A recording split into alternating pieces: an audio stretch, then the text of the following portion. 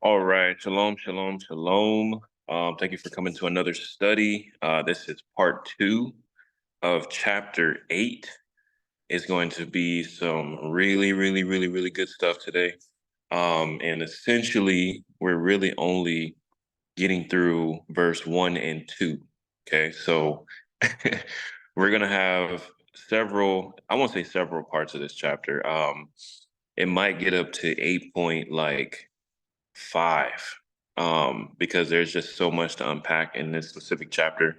That's just how Enoch is with these chapters. It's just a bunch of just connections and things of that nature. And it's going to be a special portion of this chapter as well, which I'll talk about soon when I get to the screenshot of the Sefer.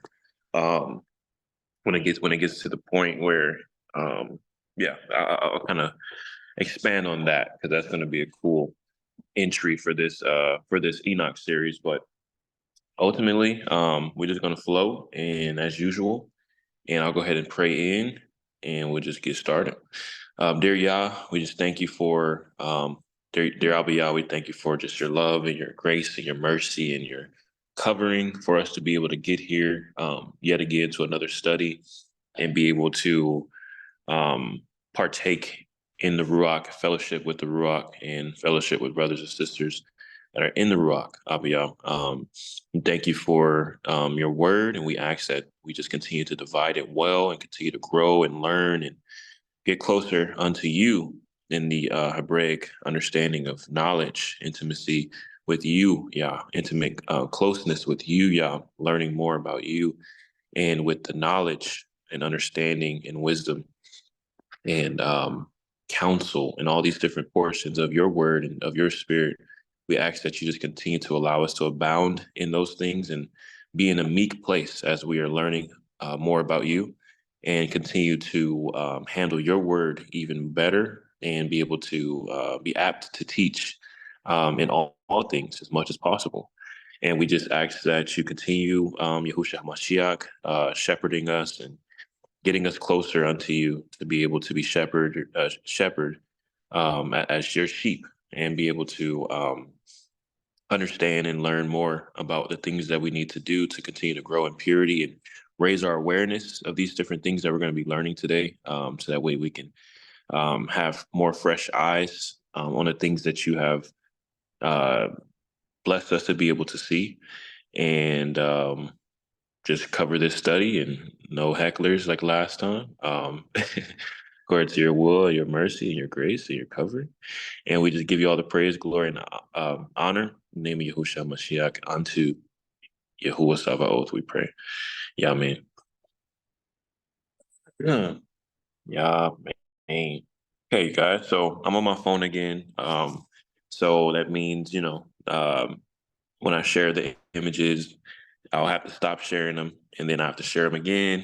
Just different little mechanics that the phone has with Zoom, but it usually flows really well. Thank y'all. So we're just gonna flow into it. Let me see here. How do I not share? Let me see. I got Brandon's image on the screen here. um, that's funny. Give me 1 second. You're gonna be famous today, sir. You're gonna be famous today. Um, that's gonna be so funny in the recording. When I put it on YouTube. uh, um, so yeah, so we're just gonna continue from verse 2 essentially, and what we're seeing here, we actually went over a lot of this portion in the last study about mirrors, right?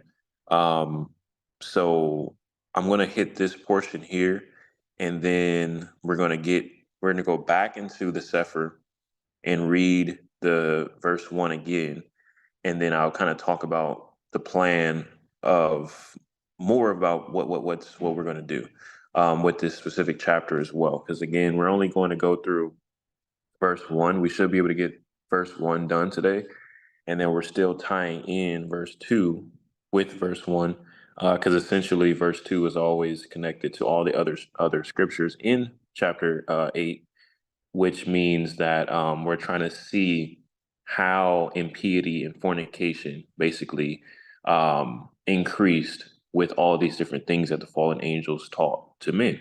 So we're just being able to break a lot of things down, and then we have so much more to gain and understand to be able to utilize when we're conversating with people, and just giving understanding to others and being able to tie different things back to obviously the word at all times. But we're actually being able to see the things that's in the world and be able to have more awareness and judgment, essentially discernment, and be able to possibly help someone else, and also be able to speak the word a little bit better in some ways.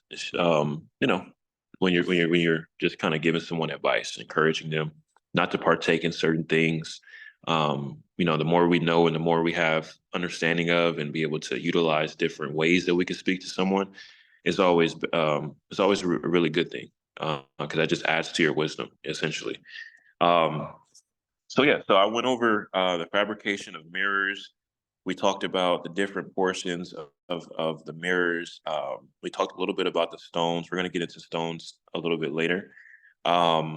We talked about the different types of glass, and we even talked about briefly, how the sky essentially, has glass.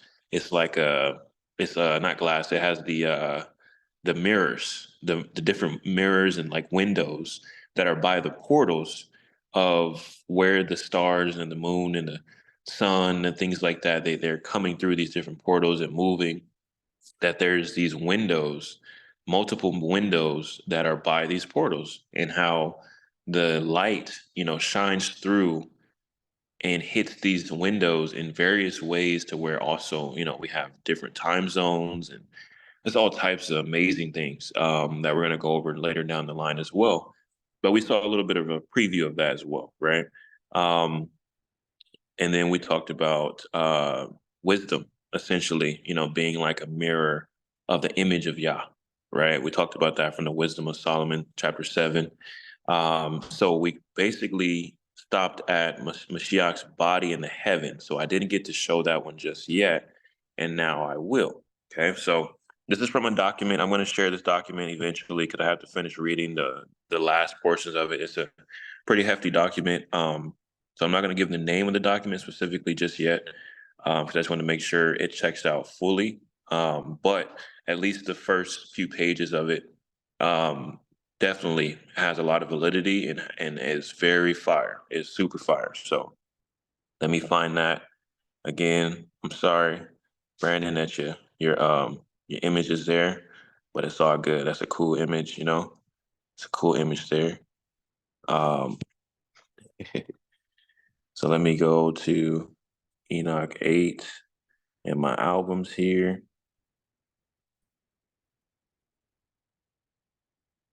All right. All right. So I'm just going to go through this and ask some commentary as well, because you guys know I love research, and as students of the word, we should love research, and especially with Enoch, as he mentions intellectual wisdom. This adds to our intellectual wisdom, right, in the Ruach. So let me see. Do I really need captions? Yeah, I'll just keep them there. All right, so chapter 1, okay, so from this document, all right, so it says Exodus 24:10, the bone, body, or image of the heavens. The Hebrew word is ke'etzim, is what the Israelite priests and elders saw with Moses. In order for them to have seen the bone body of the heavens, by definition, there must be a body of heaven to contain the bone. No bone exists isolated from other bones, or a body covering in which to house the bones. What's even more breathtaking is that, according to Shemot, Exodus 24:10-11, Elohim, or the bone image body of the heavens, ate and drank with these elders. The Torah goes on to say that Elohim was literally with them, and despite this, Elohim chose not to harm them, and they were allowed to see and to have fellowship with this image of heaven. In order to eat and drink with Elohim, by definition, Elohim had to have his own body, bone, and image with which to consume what are considered earthly provisions for mankind. During the supper, they actually leaned on his breast, as did Yochanan, the beloved. Of course, we're getting ahead of ourselves, but your mind should be fast forwarding by now to the Mashiach's last Passover meal, according to the Enochian priestly calendar. We know this from the, okay, so I'll kind of pause there. This also has validity from where we were reading before in another study, the Testament of Reuben. And he was specifically talking about in the beginning chapter about the verses. I mean, I'm sorry, not the verses. The different spirits, the different the souls, essentially, the souls of the different types of spirits that we have that are within us that contribute to us basically partaking in life, essentially. And these different things would be the spirit of like eating and seeing, basically what we were talking about, like the five senses, essentially. Um, and so there was a lot of deep connections there when it came down to, understanding how we're able to do this.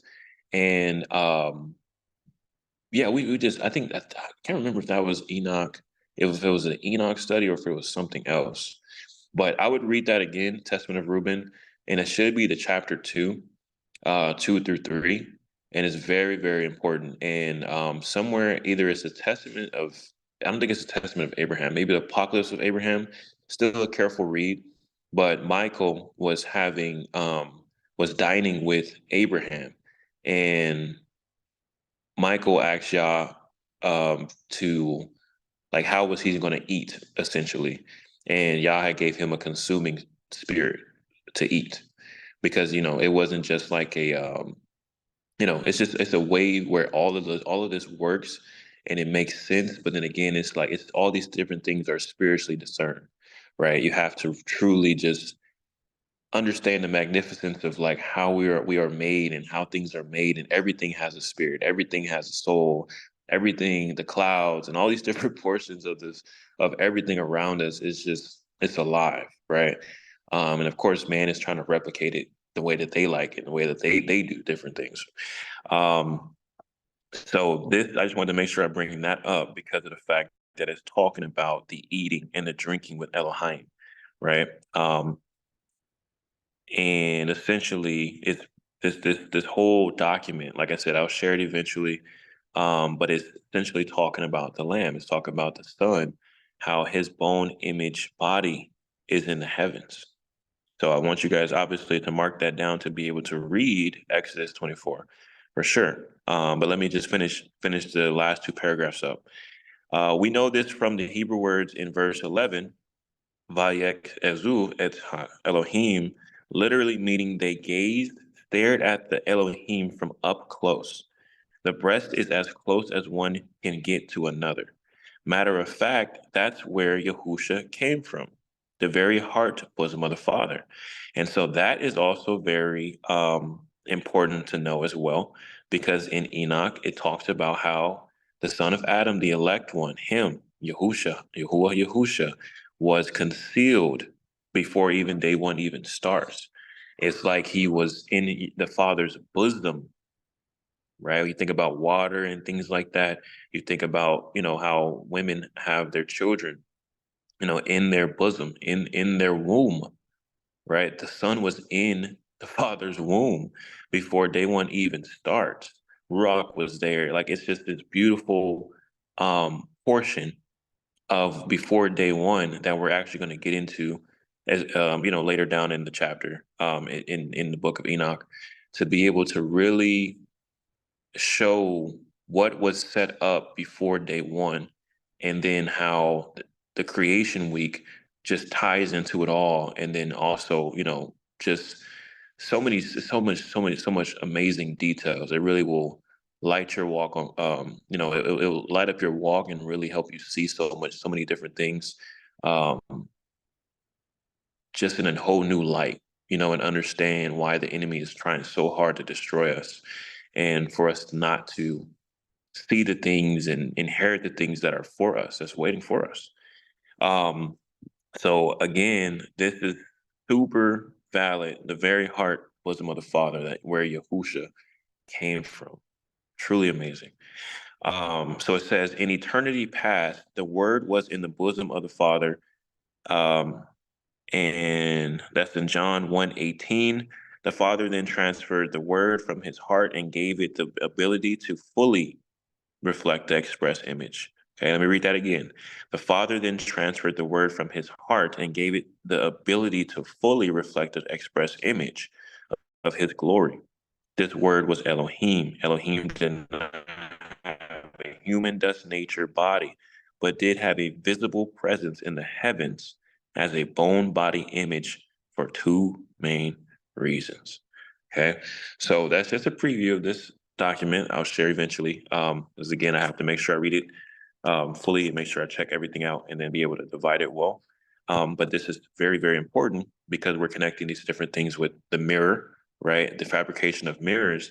And like we talked about in the last study, that the fallen angels didn't create anything that they didn't see already.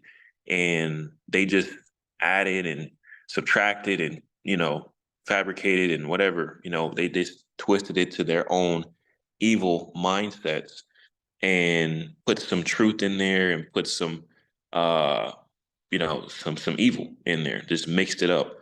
And they were giving these men and women vain knowledge, essentially, like we talked about in the last study as well. But this is absolutely beautiful. It's absolutely beautiful to be able to just at least have this understanding in the beginning, to be able to see this first, and you guys can obviously go check it out and go read a little bit more deeper into it. All right. Let's see here. It's amazing. It's truly amazing. All right. So let me go back to the mirrors. Okay. So that was that, right? So of course, so there's evil with mirrors. It's a lot of witchcraft and sorcery that is connected with mirrors. I did have let me see. I don't know if I can, I think I can share it if I can. Let me see here. So I wanted to show you guys a trailer of a scary movie literally called Mirrors. It's literally called Mirrors, and I may be able to pull it up here because I was trying to practice bringing it up, but sometimes depending on how Zoom perceives the link, or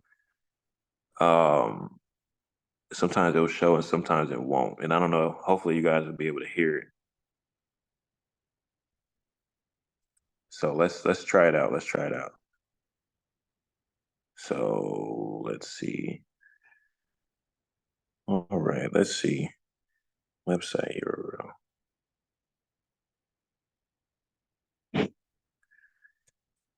Okay. So you guys should be able to see this. It's on my screen. Yeah, you guys should be able to see this. So I'm gonna just keep it portrait here, so that way you guys can see it and you should be able to hear it as well. Okay. So this is a random, I guess 15 years ago, called Mirrors. All right. It's a random scary movie trailer, but it's connected to what we're talking about right now.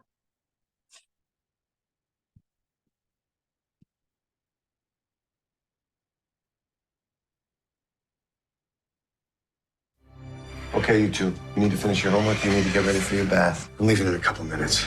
Happy birthday. Thanks, Dad. Well, here you go. It's where you'll be spending most of your time. The company wants us to patrol the premises every couple of hours. The mirrors, they're so clean. Fella who was working here before you, he was completely obsessed with these mirrors.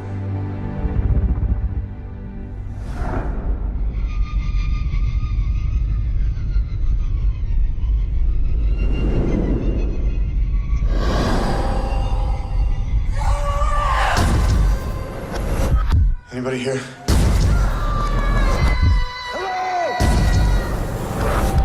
What the hell?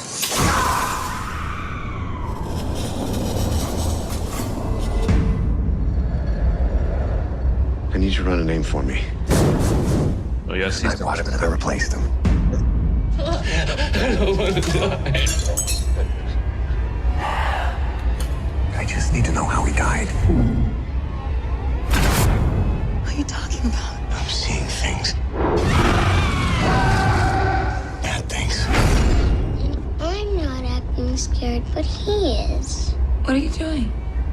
Nothing. I'm not the one looking into the mirrors, but they're looking back at me. There's no one looking back at you through the mirrors.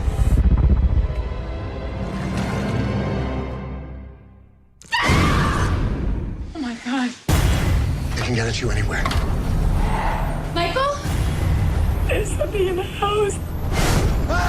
You have to be very brave. Get out of here, now! My family's not dying tonight.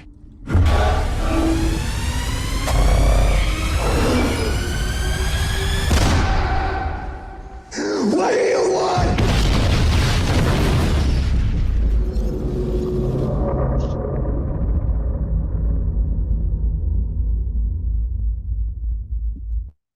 Wild, right? Wild. Okay. Wild, wild, wild. Let me go back here. So yeah, so that was I'm sorry, Brandon. I have no idea why your picture's on there. I don't have any time to even try to figure out why. um yeah, I have no idea. You might have to I think it was whatever cloud to multi-pin, put it in waiting room. So let me see.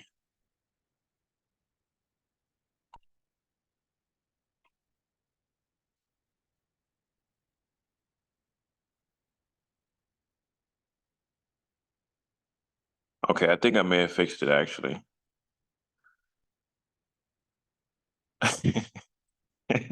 Brandon, like, bro. All right, we got Brandon off the screen, you guys. There it is. That was funny. Um, okay, so we just saw that wild trailer, right?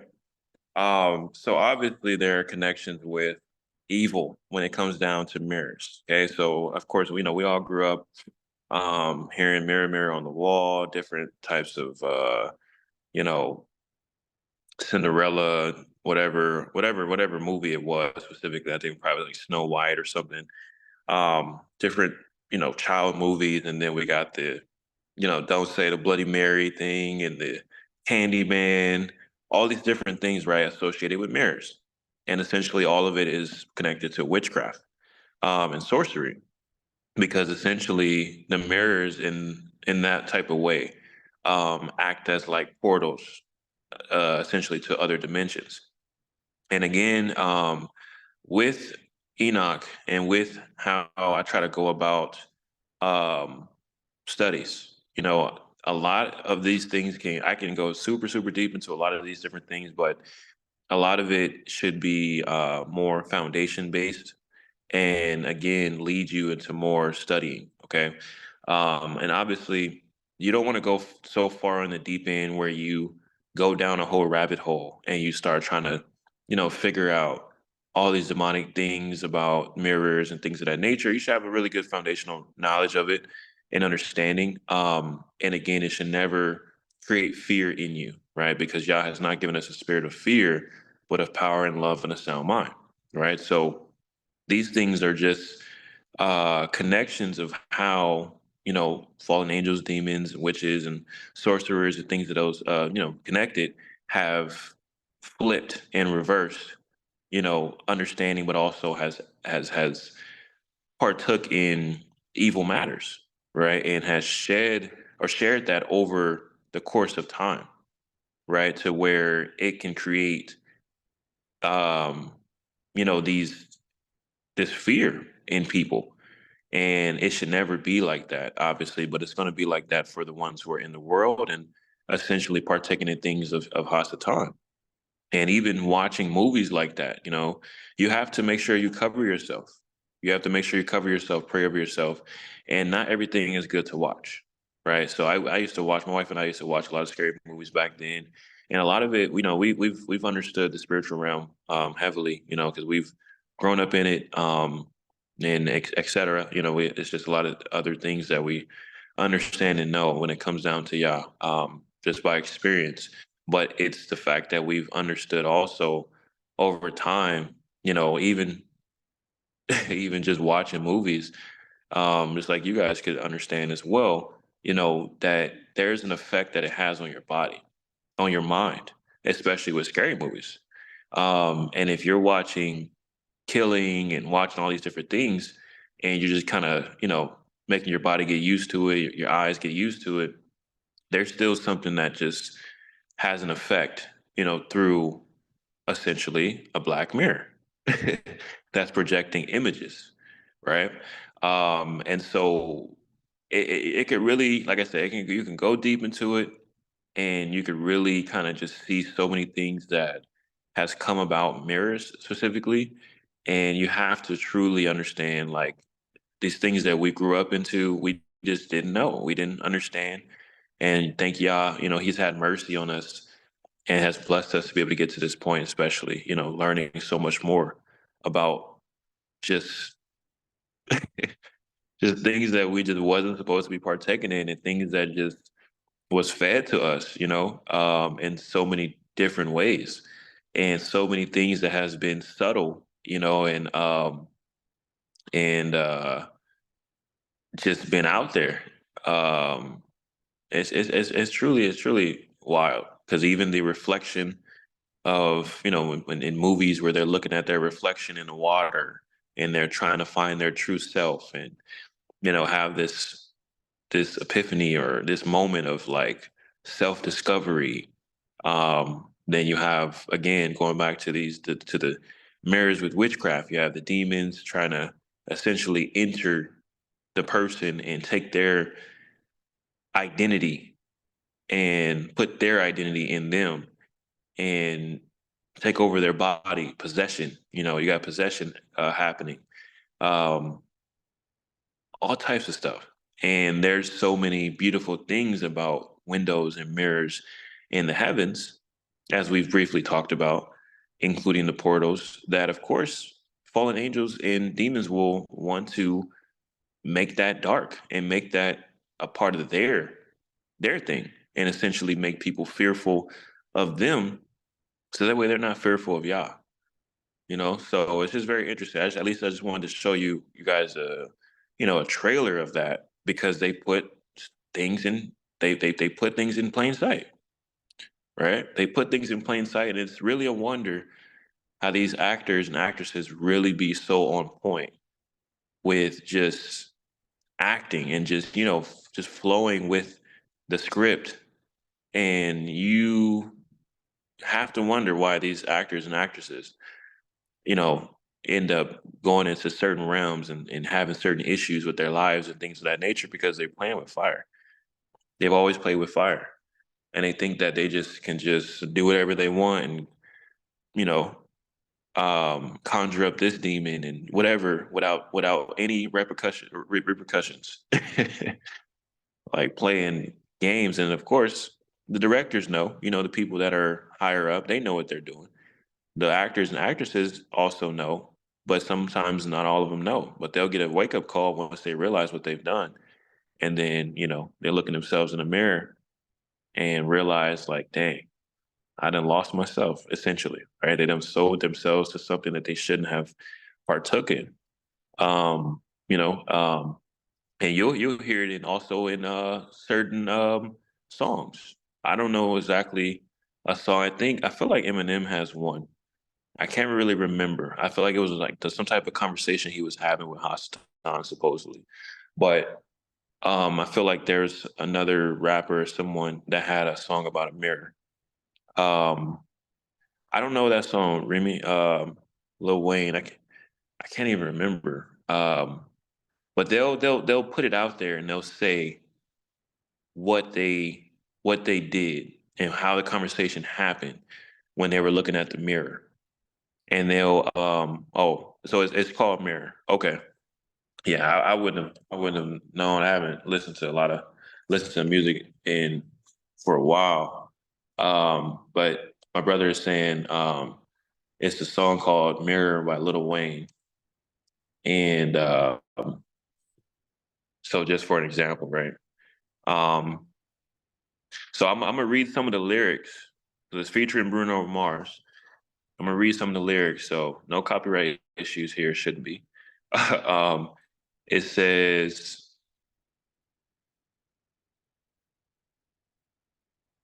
I don't even want to read this. With everything happening today, you don't know whether you're coming or going, but you think that you're on your way. Life lined up on the mirror, don't blow it. Look at me when I'm talking to you. You looking at me, but I'm looking through you. I see the blood in your eyes. I see the love in disguise. I see the pain hidden in your pride. I see you're not satisfied, and I don't see nobody else. I see myself. I'm looking at the mirror on the wall. Here we are again. Through my rise and fall, some of you guys understand what that is. Um, rise to the ashes, rise from the ashes, Phoenix, et cetera, et cetera. It says, "You've been my only friend. You told me that they can understand the man I." Bro, he literally talking. Like, and I'm sure the video, the music video, obviously is even more revealing. My brother said it's on Carter 4. Um, so obviously he didn't talk to this whatever person entity he's talking to. Um, obviously he's talking to some again demonic entity through this mirror. And this person is it's either the person that's talking, the entity is talking, or it's him, but it's obviously, it's wild. And then later down the line, it says, "Mirror on the wall." MJ taught me that, so that's a big uh, song as well. I just remembered that with Michael Jackson, and let me just look that up real quick too, just so we have it on record. It's always good to have stuff that's in the actual study, and that's when the Ruach. I may not even prepare for it specifically, and the Ruach just brings up different things. Um, but it's Michael Jackson. He's talking about I'm going to make a change in my life and blah blah blah. The man in the mirror, right? Um, so yeah, I don't need to really read those. It's too positive. I'm just kidding. We wanted some evil stuff. I'm just kidding, y'all. Um, let's see what the comments are saying. A lot of celebrities talk about how their alter egos take over in order for them to perform. Absolutely. Or they'll joke about selling their soul during interviews. It's crazy. Yep. And essentially, what are they doing before they even start? They're prepping in the mirror. They are talking to themselves. They're getting ready. They're conjuring up this spirit of whatever is in them, and so that they can perform. And I mean, it's on record as well that they actually say this stuff is what they're doing. And then it says the rise and fall relates to the morning star, Hastan. No, the rise and fall that it was speaking of, it's the concept of the phoenix, essentially, of the rising from the ashes concept, rising from the ashes, and that's a big one that you'll see. They even have movies on it and things of that nature. So I would just note that, but it's just the idiom rises from the ashes, and it's about emerging renewed and reborn after some destruction or ruin. It's all types of connections you can find with that, but yeah, that's what it was more so referring to. And this brother right here too. Um, brother has been in the actual industry. He says, "I've learned to stay away from different things in this industry. It's crazy." So I'm already knowing, like it's you just being in that type of setting and having to make sure you don't go, through certain doors, because through certain doors you do find success, but at the same time, what's going to happen is the success that you end up inheriting, you've actually sold your soul. You have to do that in order to walk through these doors. So, and then the scripts that they give you to practice, and you got to really get into character And then I know there's this one method of actually like being in the mirror and you're actually reciting the script. It's like an acting type of what is it called? If you remember, but it's a type of acting tool where you're looking at yourself in the mirror and you're actually, speaking the practicing the script and looking at yourself, making these facial expressions and things of that nature. So it's a lot. It's a lot that just connects to all of this, and I'm sure it's very difficult, to make sure like you can only choose and try to go for certain parts that are more positive and neutral based roles, than dabble into all these demonic roles, essentially. Um, yeah, Beyonce and Rihanna have blatantly spoken about their alter egos that take over them when they perform. Absolutely. Yep, sister. The brother said, yep, it's a tool to work on your delivery of those lines, looking at yourself in the mirror. Man. So yeah, it's definitely some witchcraft and evil with mirrors, right? And so interestingly enough, so this connection, I'm gonna be pulling some things out from psychology and philosophy because it's some really good connections with it, and to be able to go back obviously in the word, right? So association in psychology has connections with classical conditioning and essentially your eye gates. So I'm going to read. So it says association is a psychological principle that describes how the act of remembering or recalling one thing can trigger the recall of other related things. So, like I mentioned before, let's just say the whole Bloody Mary thing, right? Don't say Bloody Mary in the mirror 6 times or 7 times. Nobody was really gonna do that, right? And even still to this day, no matter we just it's just like it's not even a fact that you could be afraid to do something like that. It's just a fact like why would you do that? You know what I'm saying? That's an easy spell or trick that they could have, taught us to try to do. And obviously, because you believe that the demon is going to come through the mirror or whatever, people will sit there and do that. It's like abracadabra and all that stuff like that. You have to bind and rebuke and cast those things out in Yahushua Mashiach onto Yahuwah Sabaoth, over your mind, because these things have to be binded into his authority, right? These things are demonic, essentially, that they just snuck into our lives. But through association, you'll be able to, it triggers some type of feeling or some type of something because of the fact that you were conditioned to feel a certain way or think a certain way, right? So let me finish reading this portion on association. It says association is based on the mental connection between concepts, events, or mental states that are formed from specific experiences. Association can help explain how memory works and how people form associations between stimuli and responses, such as in classical conditioning. Okay. So, with classical conditioning, let me go to classical conditioning. Okay, so we're just putting this on record. Again, you can always come back to these studies. This is a tool for your own studying, so it should always propel you, with your notes to go look into these different things and to connect it back, to the word always. So classical conditioning. Okay, let me get it like a very basic one.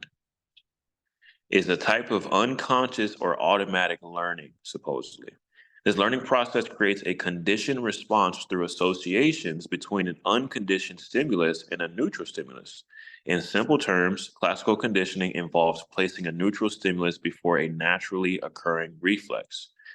So, one of the best known examples of classical conditioning is Pavlov's classic experiment with dogs.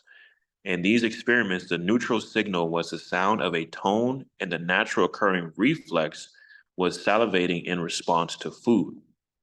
By associating the neutral stimulus, the sound, with the unconditioned stimulus, food, the sound of the tone alone could produce a salivation response, right? So let's just say also connected to the darkness, right? Darkness. Remember, in day one, everything was dark essentially, right? The Ruach Elohim, as it says in Sefer, was hovering over the waters, but everything was dark. But of course, because of the fallen angels and the demons and things of that nature, darkness was associated with Sheol, and it is associated with it. But again, we have to have a balance of information and balance of understanding, right? But essentially, growing up, especially as children, what happens? You're afraid of the dark, depending on what happens in the dark and why you ended up being afraid of it. And it triggers some type of stimulus. It's a stimulus that's triggered, or a sound or whatever. The dreams. You can have bad dreams, and then of course movies, monster in a closet, monster under the bed, et cetera, et cetera. So then you need a nightlight, all these different things, and now you're afraid of the dark. And then something like Psalms 91, it also mentions about the pest. You're not going to be. You don't have to be afraid of the pestilence in the dark, right? Because you're in the secret place of Yahuwah Hamashiach, and essentially Yahuwah, the secret place was dark. There's scripture that says, "I form the darkness, I create the light." Somebody could put that in there. It's in Isaiah somewhere. When Solomon was praying, dedicating the temple, he was talking about the thick darkness that Yahuwah dwells in. So of course you're gonna have all these different things where it's so beautiful, it's so amazing. We should have so much comfort in knowing who Yah is and his creation and things of that nature. But then, of course, the enemy, because, the enemy has flipped so many different things and conditioned people over time and through association, has conditioned us to think negative and think scary and, be afraid and have these types of feelings that you'll see the things that are truly of Yah, that are supposed to be of good, have been flipped, you know, and essentially even through that, people will go into paranormal. They'll seek paranormal activity. They'll seek to find ghosts and Ouija boards and things like that because they are intrigued on what is coming from the darkness and all these different things. Man, it's just wild. But the eye gates portion in Matthew 6:22 through 24. Okay. So essentially you're thinking about like, what the things that are open unto things, right? Your ears being able to hear, your eyes being able to see, your mouth being able to consume, your nose being able to breathe in. And then of course, women, the things within sexual things, you have to be open unto, your husband, let's just say, just for marriage purposes. It's just different, even your skin. There's layers of your skin when it comes down to different things that try to penetrate your skin and enter in. Defensive systems to not allow infection to happen. It's so many different portions of just understanding, protecting different gates, right? Protecting your eyes, protecting like what you consume, what you're seeing, all these different portions, what you're hearing, what you're listening to, right? So in Matthew 6:22 through 24, I'm just gonna pull it up because I'm connected to not the best internet right now. So I'm just going to use my phone on this one. So it says, "The light of the body is the eye. If therefore your eye be single, your whole body shall be full of light." So of course, you can go down the realm of the pineal gland and all these different things like that, right? They always talk about the third eye, etc., right? But essentially, we can still just think about it. Two eyes. The light of the body is the eye. Therefore, your eye be single, more so single-minded, single-hearted, etc. Your whole body shall be full of light. That's if you're focused on Yah, right? Focus on the light. But if your eye be evil, your whole body shall be full of darkness. If therefore the light that is in you be darkness, how great is that darkness? No man can serve two above all, for either he will hate the one and love the other, or else he will hold the one and despise the other. You cannot serve Elohim and Mammon. Okay, so essentially, this can still be a very foundational level of understanding of walking in the light versus walking in the dark, walking in the dark, walking in the things of darkness versus walking in the things of light, doing the things that have light. And of course, since most of you guys are understanding of what has transpired, at least with the luminaries, understanding and things of that nature, the thing that came out the most is like, Yah is light and this and that and this and that, but not understanding the order of the luminaries, not understanding that the moon, is an inferior luminary. There's so many different connections to understanding that, and even how we started out. Just like how the world started out in darkness. There's a progression of light that we are seeking, and which connects to sanctification. We don't start out in the light, and we are all not perfect. We are still seeking perfection in Yah, and we have to do that through the light Himself, Yahushua Hamashiach, unto Yahuwah Sabaoth, right? So there's a progression of light, and the fact that we have to be renewed, we have to be, we have to be, renewed of light. We have to understand how light works, even obviously connected to the Word, and therefore we will continue to be in the light. We will continue to be, what's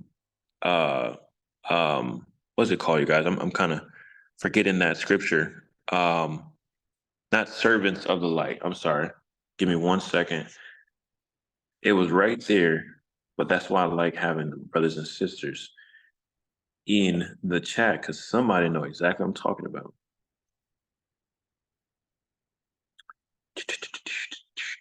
I might not bring it up, but somebody will. Bearers of the light. So it's the one that we talk about where the Hasatan, masquerades as an angel of light, right? But it's the other one, and I'm pretty sure it's in Thessalonians. That's what's coming to me. Oh, for you, there it is. 1 Thessalonians 5:5. For you are all the children of light and the children of the day. We are not of the night nor of darkness. Right? So people can run with a lot of these type of scriptures, such as that, and just be like, okay, we're just all light, right? And that is true, but there's a balance of scripture. You have to have a balance of understanding His order. You have to have a balance of understanding, where all of this comes from and how things started and where we're headed, to where later down the line when Yahusha comes, it will say that the sun and the moon will be sevenfold brighter than they ever have been in that specific day, when He sits on His throne.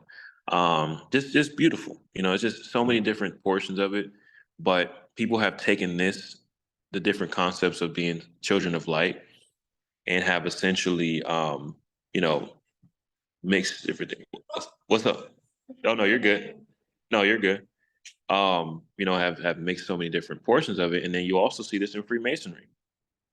They love light. They essentially say the same thing. Freemasonry, New Age, like they say the same different things, and it's even more broad because they've put so much into the concepts, and they even borrow different things from the Hebrew. So they have different concepts of all about the light and things like that. And they don't regard the order of the luminaries. They don't regard the order of understanding we're born into sin and how the light has truly come into us to be able to, disregard that sin and take off that sin of that's in our flesh, coming from dark to light. It's so many different things that we can connect and have a balance of, but a lot of people are not aware of it initially, and have to wrap their understanding around more truth, as they gain more truth. So, it's just just interesting to just know, again, going back to the association in psychology and classical conditioning, and what we've consumed over time and what we've heard. We have to continue to let Yah truly, truly renew us in our spirit and renew us in our mind and our heart, and continue to bring his Torah that he already sold into us. He already sold it. Like, he's sown it into our heart. He's etched it into our heart, into our DNA. He's etched it into us for us to be able to bring it out and actually wear it and live in it, right? He circumcised the foreskin of our heart. It's already there. It should be there, right? So we wanted to continue to blossom even more, right? And get rid of these different things that we've grown up into. Um, and that also includes with mirrors, the appearance, right? We're going to get more into the appearance very soon, because we're going to talk about the beautification, the eyebrows, the ornaments, and all these different things, right? But with that, there has been, so many issues with acceptance, whether it's skin color, how you look, uh, man, just off an image alone, right? It's so many issues with it. And it's benefits or positive things, I would say. But still looking at connecting why the different things the fallen angels taught with why impiety and fornication actually um, increased, right? So with appearance and acceptance alone, I mean, it's so much. And I mean, even people, have committed suicide off of the issues that they dealt with from other people that have not accepted how they've looked, or have not accepted, you know, just various portions of their appearance. And then you have a lot of narcissism, right? People just loving self. And that's a part of New Age doctrine. And people also in the community, that are supposedly following Yah, especially false prophets, false teachers, they don't realize that they wear these spirits heavily. Narcissistic spirits, pride and error. That's where narcissism comes from, right? And then my brother said hedonism, right? Trying to dabble in pleasure constantly and thinking that they deserve pleasure. That was in Wisdom of Solomon chapter 2, when they essentially said YOLO. They're drinking and doing whatever they want, and they made their own law of righteousness, essentially, right? Which is unrighteousness, especially from evil. People who are dabbling in evil and partaking in things of evil. But essentially, with mirrors alone, when you think about it, right? Like, one of my brothers also said it really, really well. Um, you know, that is the way that people started being able to see how they actually look, right? And before that, when you really just try to just imagine, right? No mirrors, you can't really, even if you're wiping your face or something like that, like, you can't see anything reflecting at you to be accurate, and getting off whatever is off your face. So essentially, let's just say a method of washing someone's your face would just be, going to a lake or something like that, and just, using the water, putting it on your face or whatever, and then wiping it with a towel, right? So the only person that the only mirror that you would have is the person that's looking at you, or the people that are looking at you with their eyes, right? Because when you even look into the connection with the eye, it's like a glass. There's so many different portions of the eye, right? So the only thing that you would have as a mirror would be the other person looking at you.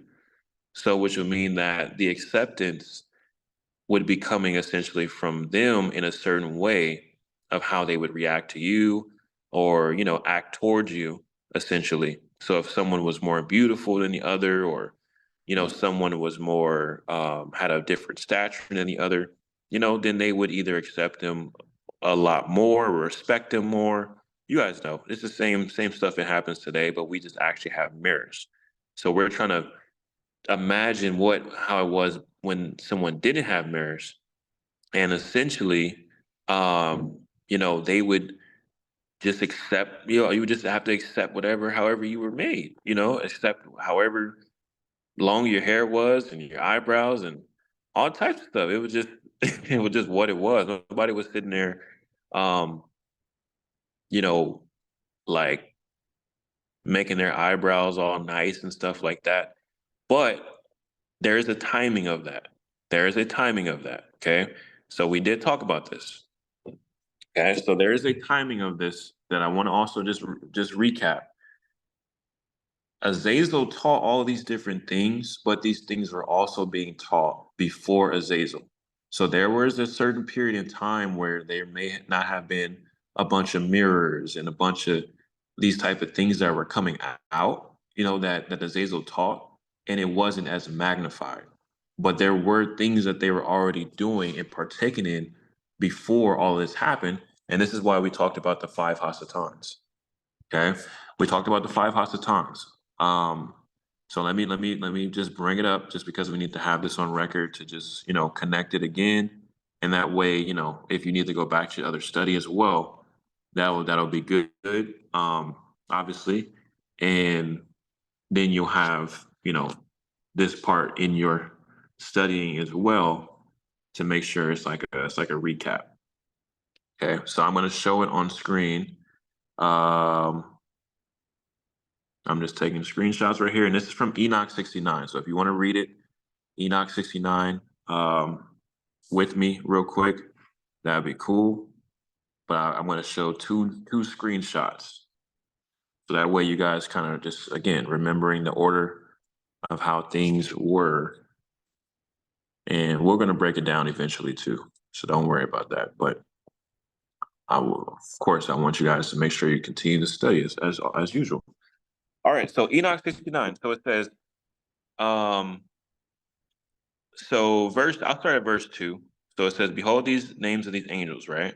So it's recapping the names of the angels, essentially the fallen angels, right? That came on Mount Sherman, and it was a total of about 200 or so. Okay. But earlier in the chapter, it would of course present like Simyaza as a captain, right? So there's captains, there's just a bunch of order of different things, captains, generals, etc. Majors, if you want to say, things that you find in the army, right?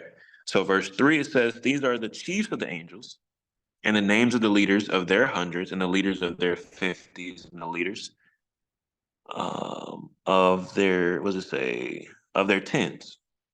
Okay. So then it starts presenting um, five different people, five different entities of who these chiefs are. Okay. And so, just like we talked about in the last study, one of those chiefs was Hasatan. His name is Gadreel in Enoch. Okay. The breakdown of Gadreel, the Hebraic breakdown of Gadreel, it also means wall. It literally means wall. Okay. So that's why you'll see, and we're going to actually hit this again, but in Ezekiel 28, you'll see that's why he's called a covering cherub, because the essence of your name, meaning wall, is that you're you're covering cherub. And he was in the Garden of Eden. He was essentially supposed to be covering that area, covering the things of essentially Yahusha, his throne. And that's why it says in Ezekiel 28, he was walking upon those things and seeing these different things and all that type of stuff, because he had access for that. He was a very high ranking angel, just like these other angels that are mentioned in Enoch 69 as the captains. They were also high ranking as well, but they rebelled way earlier than the fallen angels did. Okay. So that's why I'm saying that here, the things that are presented with mirrors and beautification and things like that, it was there before already, but it got magnified by this time when Azazel was teaching and sharing more information. So like it says here, Gadarel, he discovered every stroke of death to the children of men. Okay, so he says, it says, he seduced Chua, that's Eve, and discovered to the children of men the instruments of death, the coat of mail, the shield, and the sword for slaughter, every instrument of death to the children of men. From his hand were derived to them who dwell upon the earth from that period forever. Okay, so this dude is the one that has not had his judgment out of all the fallen angels, out of all the ones that are presented in this chapter. He's the main one that is still here that has not had his judgment yet because it's prolonged. And that's why he's Mastema. He's the one that was given authority over the demons to be able to come against us and to destroy us because that's his main goal. So his judgment is prolonged. Okay. Um, but the other Hasatans, this is how they say it in the scholarly way. The other Hasatans, they also taught different things. Okay, so in chapter 69, there's one that's called Yakun, and that means the rebel. And it says that he was the one who seduced all the sons of the holy angels, and causing them to descend on the earth, they led astray the offspring of men. So you see, there's a timeline. Um, he would have had to do that before, have already had to have fallen before he was even able to seduce the sons of the holy angels. Then it mentions another one called Casabel. He pointed out evil counsel to the sons of the holy angel and induced them to corrupt their bodies by generating mankind. And then you guys can read all the other ones. Okay. So again, this just sparks some curiosity, sparks some more reading, desire to read and divide. But I just wanted to make sure you guys knew that of course, there was already things that were going on before the fallen angels were teaching things about the mirrors. However, just think about what it would be like if there were no mirrors, if there's no way to see yourself, if there is no way to reflect upon what you look like, or and it was just by the eye of the beauty, the what is it called, the beauties in the eye of the beholder, or something like that. It's hard to kind of imagine that, but it's just like even some people, if you look at someone, some people don't even sit there and say like something's on your face. They just kind of, especially at work, like you be thinking that your face is all clean or whatever. Maybe you miss a little spot and somebody won't even say something. I'm like, and you get home, you're like, bro, how long was this on my face? Like, why didn't nobody say nothing? You're just like, dang, it is what it is. Gotta start over tomorrow. Like, I can't stand that. I'm like, just tell me, like, just tell me something. I enjoy telling my coworkers of their boogers. That's funny. That's funny. But I'm just saying, like, imagine there was just more communication and like, just some things of that nature. It's just try to imagine a time when there was no mirrors. And then the Black Mirror concept, kind of talked about it earlier, about like, the screen, essentially like a laptop screen, phone screen, TV screen. It starts out black essentially, right? And then it's just projecting images through that Black Mirror. So of course, there's a series on Netflix called Black Mirror. It's really good. I personally like the first two seasons. I don't think I watched past three or four. I don't even know how many there are now. But there was some really good concepts in there, things to think about, and of course, things that they were showing before reports on the news and information was starting to share about things that they would even have in that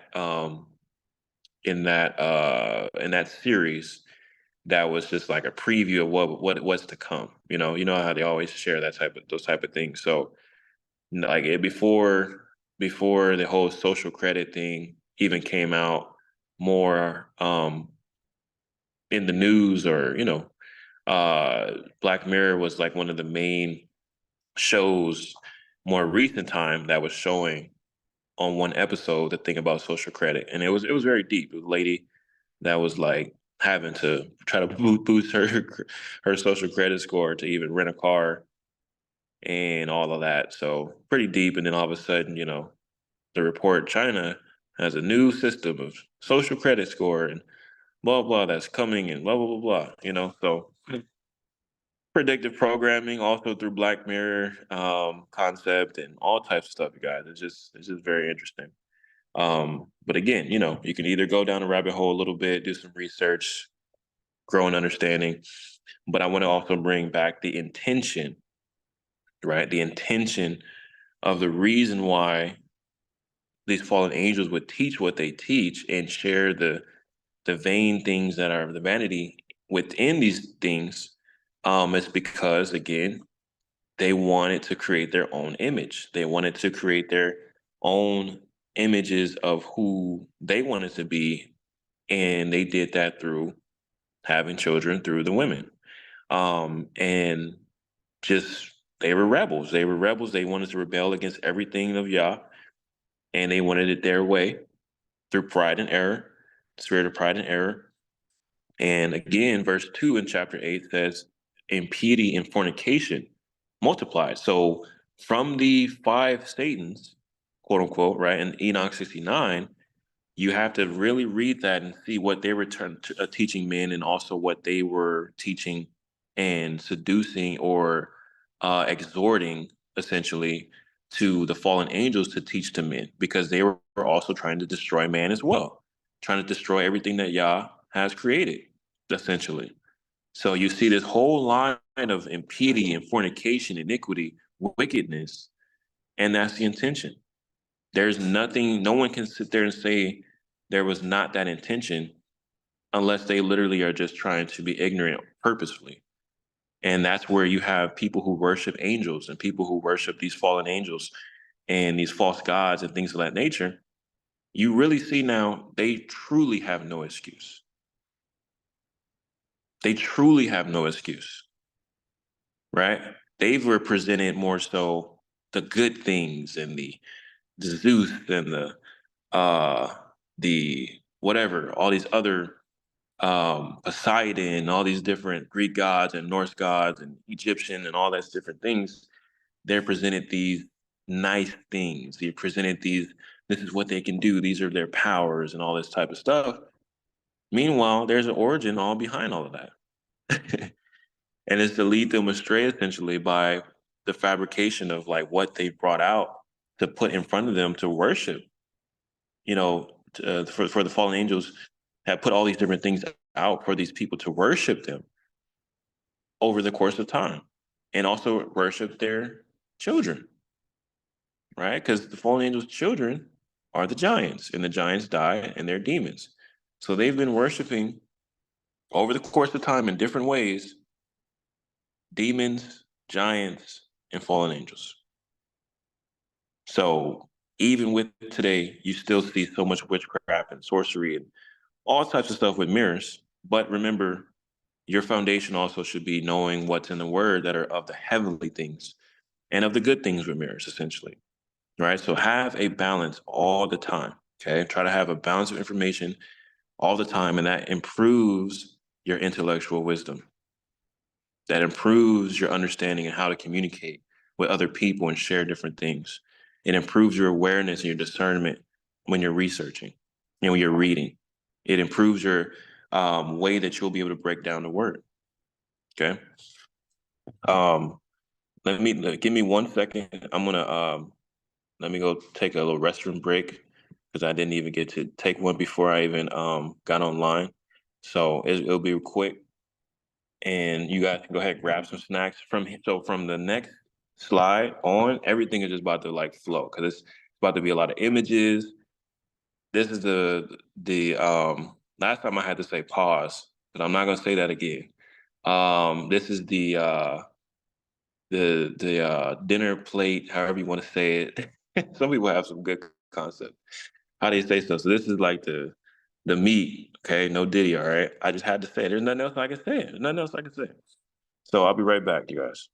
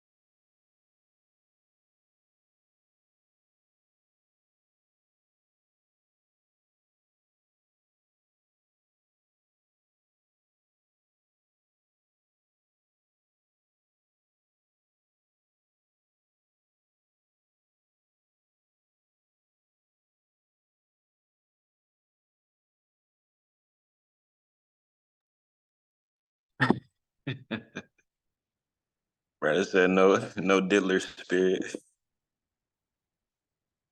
Oh man, that's funny. It's the funny times we're in these days, man. um, all right. So we're going from this portion. So now we are going to get into the workmanship of bracelets and ornaments. So now the women probably will wake up a little bit, huh? No, I'm just kidding. Let me pull this new slide up. Look at that, guys. Some images there on my slides. All right. So, this is just the slides for right now. Yeah, I'm gonna have to show some images, other images as well. But in Enoch 8, right? So it says that Azazel was bringing in some understanding, quote unquote, or some teachings, sharing information on the workmanship of the bracelets and ornaments. He taught them how to create them, right? Um, and so workmanship, okay? So we're gonna make sure we put that in there, the definition of workmanship, okay? And it's pretty simple, but we always want to add to our understanding of words. But it says it's a noun and it's degree of skill with which a product is made or a job is done, right? So essentially, you can think of a swordsmith, whether or not they're making the actual sword. They typically do sharpen it, things of that nature. We've all seen that, I think, on movies.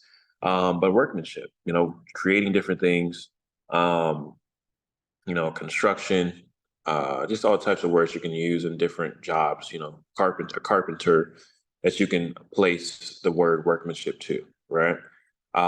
So in the wisdom of Solomon, all right, chapter 7. So I'm going to go to that right now.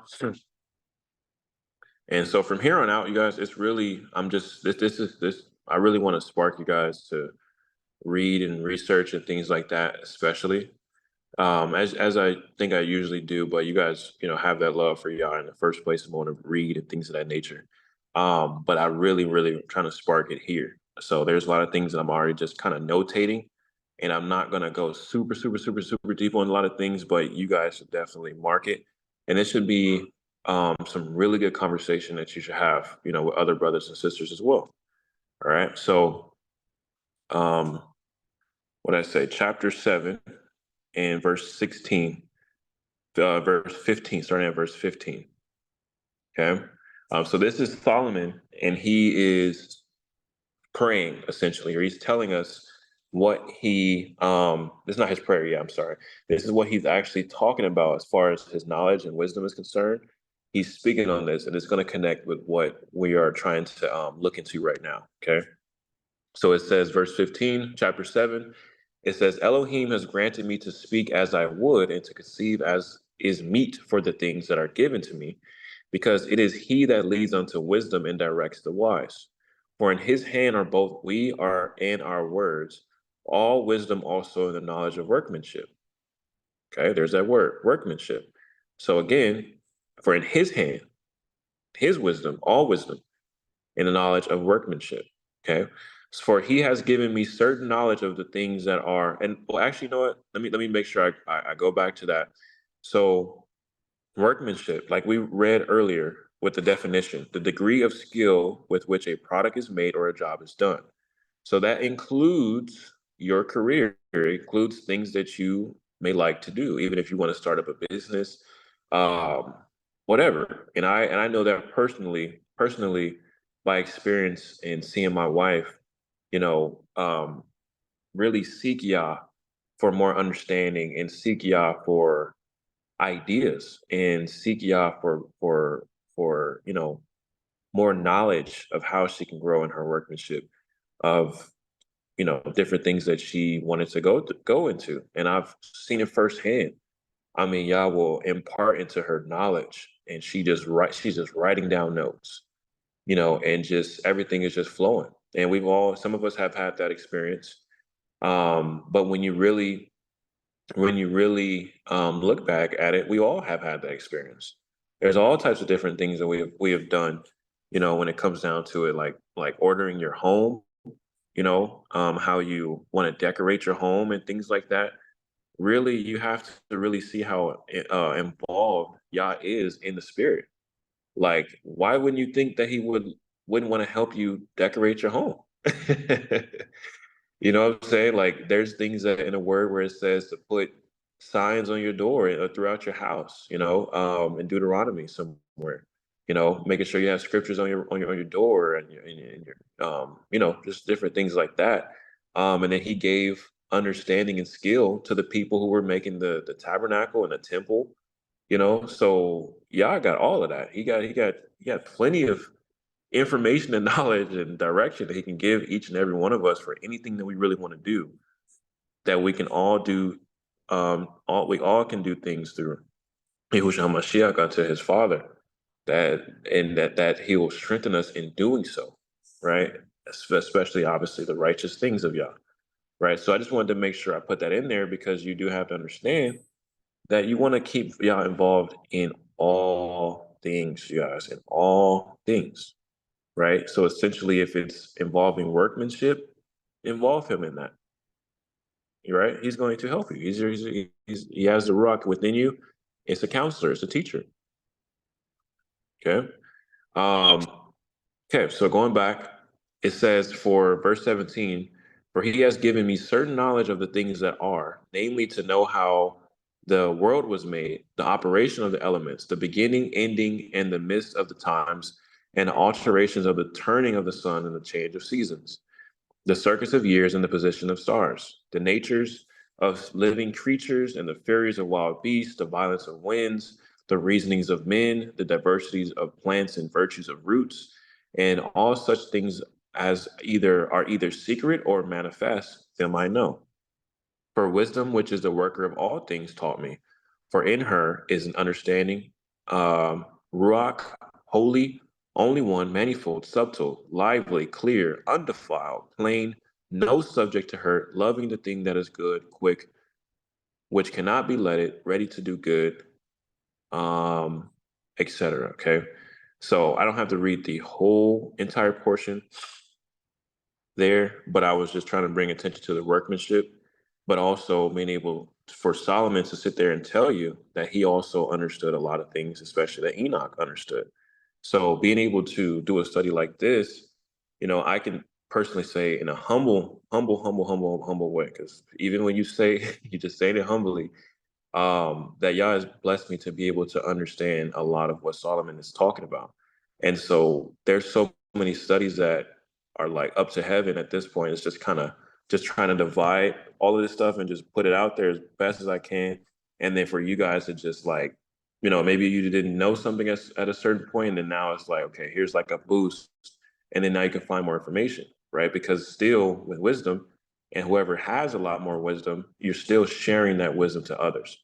A lot of false prophets and false teachers, they start becoming what do they call it, doorkeepers and gatekeepers of knowledge of information. Like they're the ones who have it, they're created it, and they don't want to share it to the people, or they want to give them little tidbits and whatever the case is, or want them to be they want people to glorify them for their wisdom and all that stuff. That's not me ever.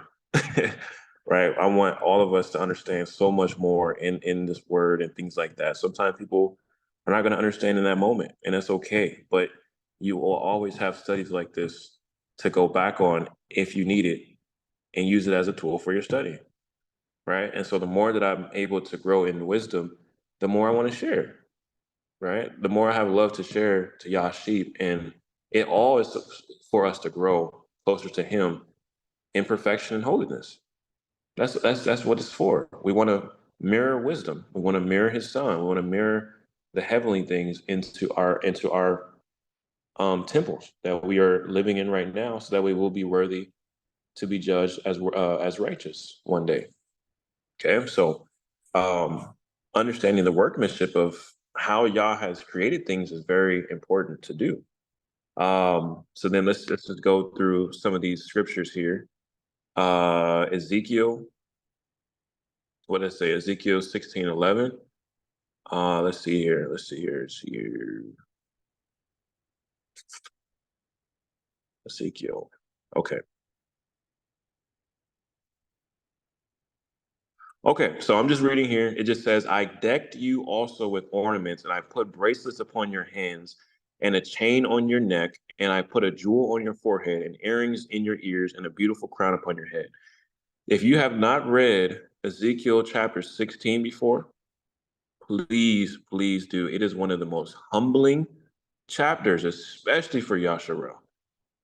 One of the most humbling chapters because Yah goes in and talks about how nobody would have touched us, like nobody would have helped us, Yasharel, because we were essentially swimming in our own blood because of the sins that we were taking part in a certain type of way. He's creating that imagery and saying how he cleaned us up and all these different things, and all of a sudden abominations that our people were going into and sin and all that types of stuff. It's one of the most humbling chapters you could ever read in this word, Ezekiel chapter 16. Okay. But I just basically wanted to read that even Yah is talking about the ornaments and the bracelets that he would put upon us essentially as a symbolic understanding of beauty, essentially, in a certain way, right? Then you have Isaiah chapter 3. Isaiah chapter 3, and then what did I put here? Verses 16 through 26. Okay. So it says, moreover, Yahuwah says, because the daughters of Zion are haughty and walk with stretched forth necks and wanton eyes, walking and menacing as they go, and making a tinkling with their feet. Therefore, Adonai will smite with a scab the crown of the head of the daughters of Sion, and Adonai will discover their secret parts. In that day, Adonai will take away the bravery of their tinkling ornaments about their feet, so they were shining, and their calls and their round turbans like the crescent moon. Now, let me just make sure I put this in there because there's some people who are so heightened about the crescent moon that they hate it. Just relax. Just because it says crescent moon, don't go off in the deep end. Okay, it's just we're gonna cover a little bit of this too, but you guys know how some people are. They see something like that, like, oh my gosh, crescent moon, and that's why the order of the luminaries is this way. Anyway, so verse 19. The chains and the bracelets and the long veils, the bonnets and the ornaments of the legs and the headbands and the tablets and the earrings, the rings and the nose jewels, the changeable suits of apparel and the cloaks and the veils and the bags, the glasses and the fine linen and the hoods and the veils. And it shall come to pass that instead of sweet smell, there shall be stink, and instead of a belt, a rent, and instead of well set hair, baldness, and instead of a stomacher, a girding of sackcloth, and burning instead of beauty.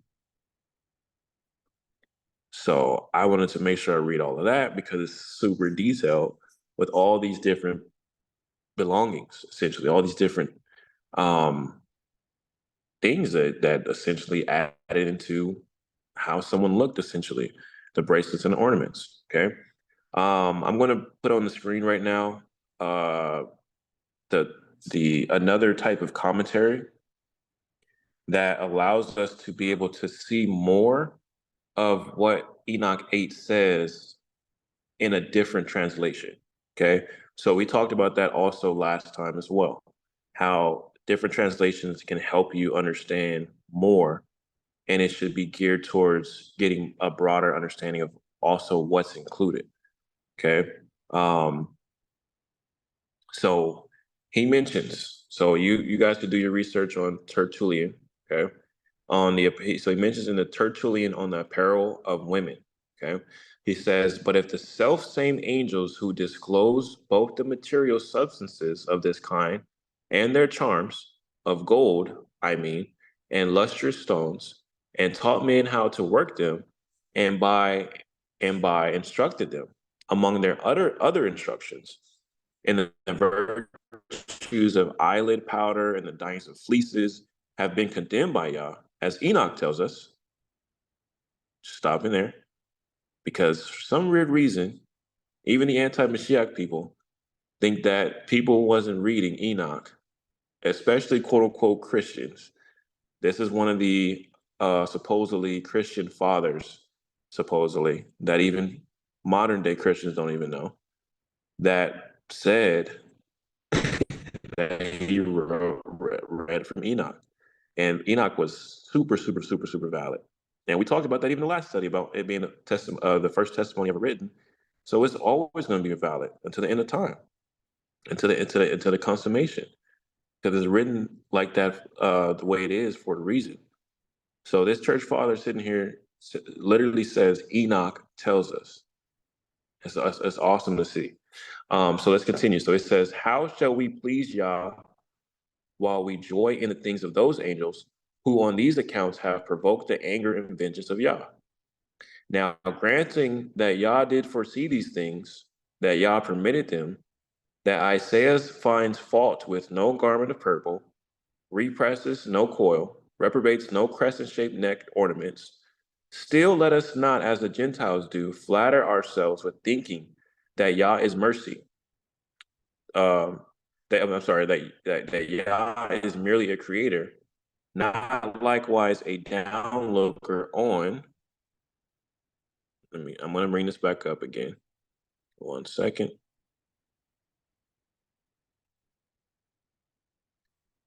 Merely a creator, not likewise a downlooker on his own creatures. For how far more usefully and cautiously shall we act if we hazard the presumption that all these things were indeed provided at the beginning and placed in the world by Yah, in order that there should now be means of putting to the proof of the discipline of his servants, in order that the license of using should be the means whereby the experimental trials of countenance should be conducted." So essentially, you guys, he's breaking down what was taught, obviously, by the fallen angels.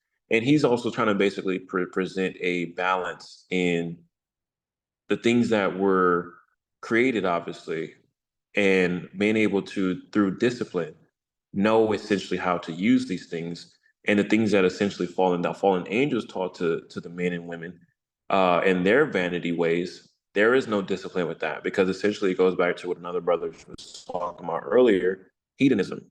They find pleasure in the highest amounts of pleasure or whatever, into each different thing that the fallen angels taught, which is also guided by the demonic influences of their children to men, right? So he mentions something very good, the proof of the discipline of his servants. And we're going to touch this a little bit next on the next slide. But I just kind of wanted to just bring like just a simple type of summary about what he's saying. But you guys should revisit this as well. It says, do not wise heads of families purposely offer and permit some things to their servants in order to try whether or how they will use the things thus permitted, whether they will do so with honesty or with moderation? But how far more praiseworthy the servant who abstains entirely. So now he's talking about possibly abstaining entirely, who has a wholesome fear even of his Lord's indulgence. Thus, therefore, the apostle too, he says, all things, says he, are lawful, but not all are expedient. What do you think he was talking about? Sure, Paul, right? So it's really cool to see someone have some commentary on Enoch and Paul from back in the day. Okay, so just going back to the other slide. So you see here, you have more detail in Enoch 8 and how it breaks down. So it says bracelets and ornaments, but also what about, it says the eyelids, powder, and the dyings of fleeces, and all types of different things, illustrious stones. It's giving a breakdown. It's giving a breakdown on more information that, is clearly seen. Give me 1 second. Somebody was in the waiting room. Sorry about that.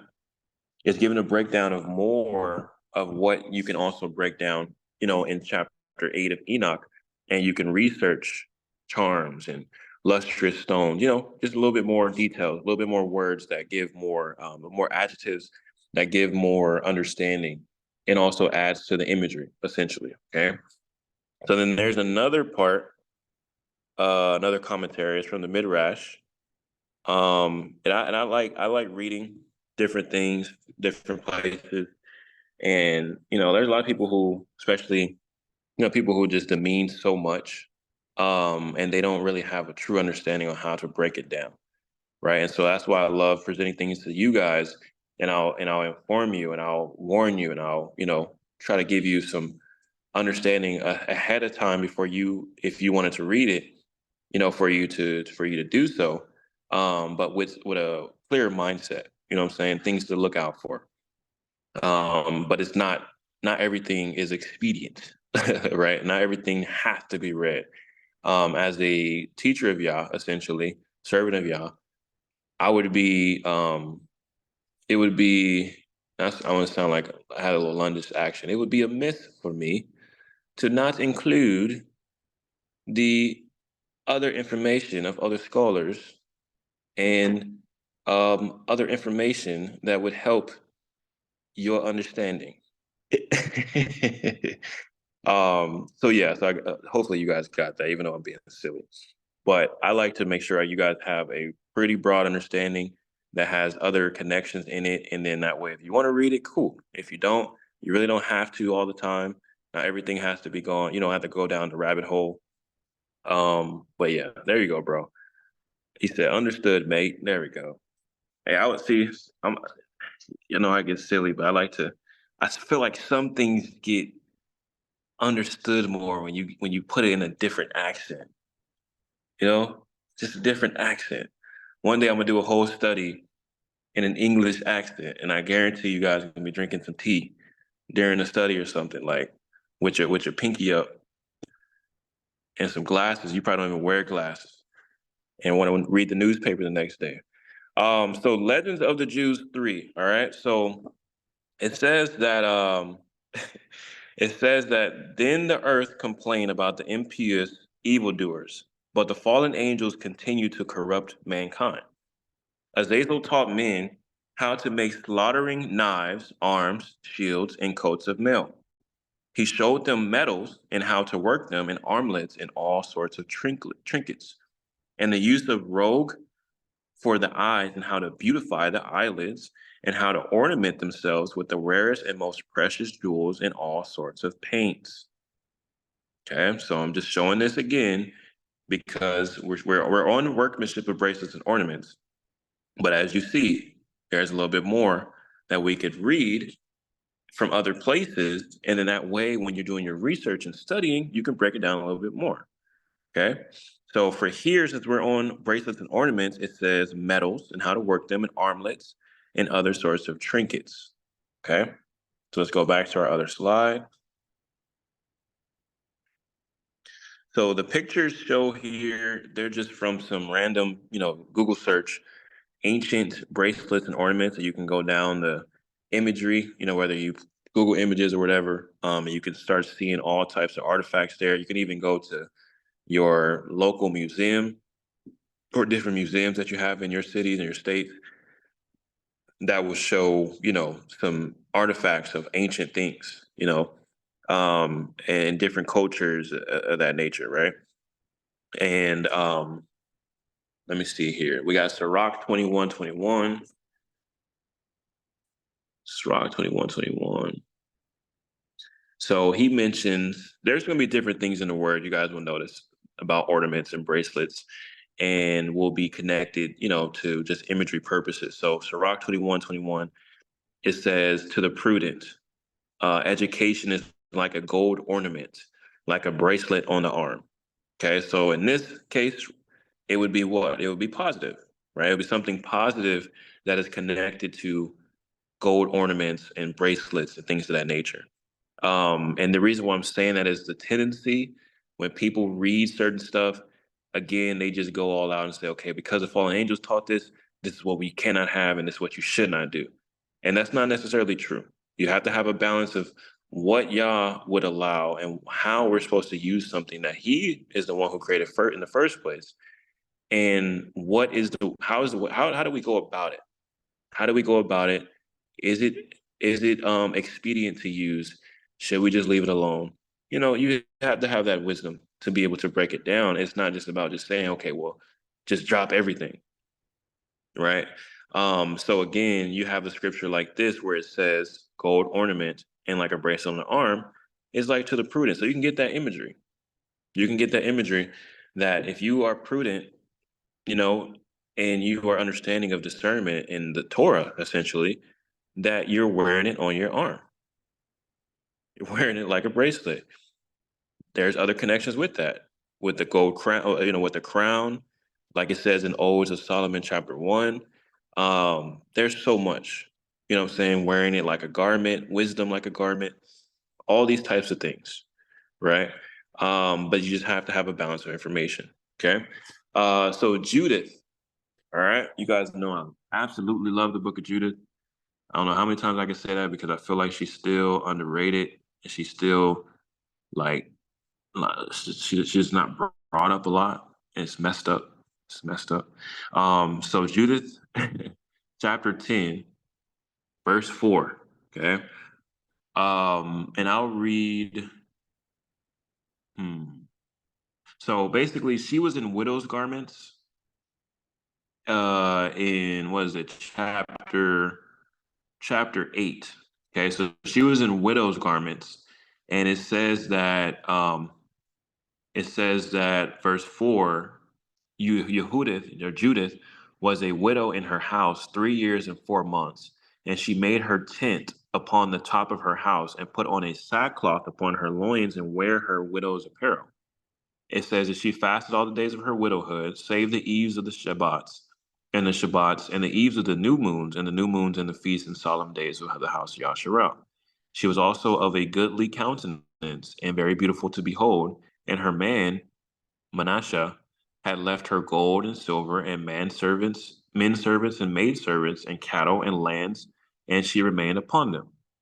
Okay. And there was none that gave her an ill word, and she feared Elohim greatly. So you see that she has gold and silver. Okay. So in chapter 10, it says, let's just start verse 1. Now, after that, she had ceased to cry unto Elohim of Yasharel and had made an end of all these words, which is her prayer in the preceding chapter. Verse 2, it says, she rose where she had fallen down and called her maid and went down to the house in the which she abode in the Shabbat, in her feast days, and pulled off the sackcloth which she had on, and put off the garments of her widowhood, and washed her body all over with water, and anointed herself with precious ointment, and braided the hair of her head, and put on a tire upon it, and put on her garments of gladness, wherewith she was clad during the life of Manasseh her man. And she took sandals upon her feet, and put about her bracelets and her chains, and her rings and her earrings, and all her ornaments, and decked herself bravely to allure the eyes of all men that should see her. Then she gave her maid a bottle of wine and cruse of oil, and filled a bag with parched grain, lumps of figs, and with fine bread, and she folded all these things together and laid them upon her. Okay, so she put it on. She put the the she put it on, like she put the stuff on. Right, so to allure, because if you read in the chapter before it, she was asking Yah to deliver, if he would, the king into her hand, because she was going in with the plan to save Yasharel essentially. And a sister recently, the timing of it was interesting, but she had hit me and was asking, like, was that deceptive for Judith to do? Like, was it, kind of like, was it of Yah in a certain sense? And like, was it like some type of deception?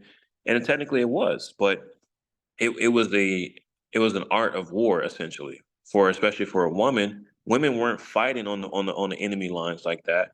And then on top of that, it wasn't like they were always sending beautiful women to the enemies. And then, the tactic was for them to, you know, kill the kings and things like that, especially not Yasharel. Yasharel wasn't doing that because we also understand Yasharel, Yah was fighting for them, especially if they were in righteousness. So a lot of times when they would go fight, especially against armies that nobody should have won against, they would win because Yah was is always for Yasharel, right? So in this moment, when you're reading Judith especially, you'll see how the people also were trying to tempt Yah to come and help them. And they were because they were scared and they were like, well, if Yah doesn't do this and do that, then I guess, we just give them the land or whatever the case is. And that's where Judas stepped in and was like, bro, what are y'all on? Like, what are y'all doing? That's not how you pray to Yah, and that's not how you ask for Yah to come in. And that's not who he is. You can't just tempt him by sitting there giving him an ultimatum to come and help you. Like that's not gonna happen. So that's why she cried and she prayed unto Yah. And through the wisdom that she had, this was the tactic that was put in her ruach. And if it wasn't right, y'all wouldn't have allowed it to come to fruition. But it was. And there was no evil in it. It was just the fact that it was just a plan and a strategy and a tactic. Y'all ordained for it to happen. Right? So in this same case, you could sit there and say, if we're looking at positive and negative things, this was a positive moment, but she also didn't have them on all the time.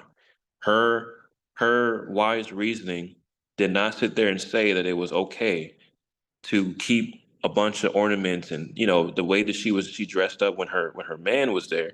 She didn't think it was meet to be in that type of apparel as she was in her widowhood. That says a lot, right? Because even still, even when she was married, she was in that type of beautified state because that's what was required. And it seems like she would want to have done that, be beautiful for her man, look apart for her man. Does it mean that we all have to get it? Women always have to get into that type of state? No, but we'll talk about that in another slide because you know how we want to break that down even more. But it's just some things to just be aware of, just to look at the garments of the widowhood and her meekness and the things that she was really in fear of Yah about and how she was revered, by the people, and what how she ended up dressing up and how she dressed down. Like it's really important to notate that, especially for modesty purposes. That is very overlooked these days. The understanding of modesty. Okay, so I just wanted to make sure I just bring that up. That I think is really good to understand so far, right? And then going back to the ornaments and things of that nature, um, I'm going to show you guys the King from 300, the movie 300. Dude had all types of ornaments and stuff on his face. Um, let me get a good image, solid image. And it's just interesting because you would have this is technically a pretty solid representation, of how people would look as kings and things like that in other tribes. And, they would idolize so much. They would idolize so many different things because it always was like representation of power, and not everybody was walking around looking like this, obviously, right? The king would look like this in certain ways. And obviously this is a movie, so it can be dramatized. But, ornaments and things of that nature was for the queen and the king on a high level, on a high level. And, some people who were poor probably didn't have, ornaments and things like that. It's just the same thing like today, you'll see the higher class people, more rich people, that millionaires, they glorify certain products like Rolex and uh like it's just I can't even think of all the products out there, but there's places where you can go to like a regular store, as a person that's just making decent money. You can go to like a Jared's, um and a Tiffany's, I guess, and buy some decent price, whatever, even if you're gonna pull some credit thing and a little loan or whatever, you can still afford it technically, as a person who's working and making decent money and things of that nature. But then you have it on the other side, you know, they got things that are priced in the 250,000s and 500,000s, and the rappers getting all these ornaments, these necklaces and these bracelets and these things to make them look apart because they're rich. So going back to verse 2 of chapter 8 of Enoch, again, you're thinking about the impiety, the iniquity, the wickedness, the fornication that comes from that. Because if you look like this dude right here as a king, of course, the women that are under his kingship essentially are going to just bow down, and they're going to do whatever because of the fact that he has these bracelets and ornaments. He looks apart than a regular man. He's a king. He got all the money and all the stuff he needs to look apart and get whatever he wants. And this is where also Solomon obviously got in trouble as well, having all those women around him. But the dude was rich. He had all types of stuff. So he could offer the women all types of things. So if they're bringing their pagan culture and their pagan ways into, his presence, and he's just adding unto it, he's just like, cool, like, yeah, you can do what you want to do, what you need, what type of ornament you need, what type of bracelet you need, what type of, and that's super dangerous. So I'm pretty sure those women that he was bringing around weren't just looking all crazy. I'm sure, he had women around him that looked apart, looked beautiful, whatever the case is. But then you're magnifying it with these bracelets and these ornaments and things like that. Fornication and impiety, all these things will obviously will ensue. And we talked about fornication briefly too in the last study, that it's essentially a combination of sexual idolatry, sexual uh, uh, sin, essentially. There's another way I could have said that, but it's a combination of sexual impurity, the things of that are impure when it comes down to all types of sexual things, whether it's adultery, lust of the flesh, lust of the eyes, the pride of life. All these different things can connect into fornication. Okay, so let me go back here. All right, so I think we pretty much got this done. You can also read in Joseph and Asenath as well. There was a moment where she put on all these different garments and things like that. But she was also rich. Okay, she was a part of a priest that was high in the rankings. Her dad was a priest that was high in the rankings, and Joseph was essentially the you can say assistant king in a sense, right? But he was the assistant king at the time. So she was just, she was in a tower and she was able to come down, and the way that it describes how she looked when she really put on, her garments and her ornaments and things like that, it was like the bride of God in a sense, as it says, if I remember correctly. So just some interesting things to note when it comes down to bracelets and ornaments. All right. Next here, so we got bracelets and ornaments. Let me make sure. So we're going back. So we went through swords, knives, shields, breastplates, the fabrication of mirrors, the workmanships of bracelets and ornaments, and now we're going to talk about the use of paint. All right, use of paint. All right, more images, you guys, on my slide. All right, so again, you guys, we could go detail. You guys can do that on your own with a lot of things. So again, we're just hitting some points and making sure we get some foundations in there. I think we're all pretty much aware of tribal rituals, and it involving paint, right? And since we got a brother here that was connected to the Black Panther movie, might as well just talk about that as well, right? There's a lot of paint involved, and I'm sure on set it was a lot of makeup and all types of stuff going on, especially which what you were involved with. But it was just a lot of imagery with tribal rituals, right? And seeing how the paint is a representation also of demonic presences on top of that. Unfortunately, this paint also includes connection to how these fallen angels and these fallen angels and the demons, how they looked. So they're trying to essentially replicate the look of it in a sense. And when you really look into detail with the tribal rituals, again, like just like my brother is saying, symbolisms. There's so many different symbolisms that you can create on your face with paint. It's so many. So as you see here, just with the simple images here, and it also contributes to beautifying the face as well, right? So that sister right there, right? She has certain types of markings on her face. It puts some type of perception, of who this woman is and what she's getting ready to do within this ritual, or if this is what she regularly looks like. Walking around, she would have some type of status.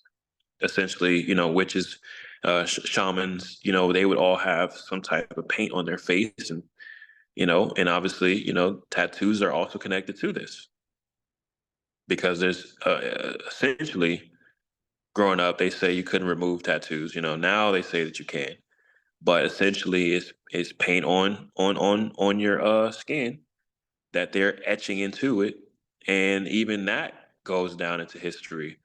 The connections with rituals and tattoos, like it's so much that's connected.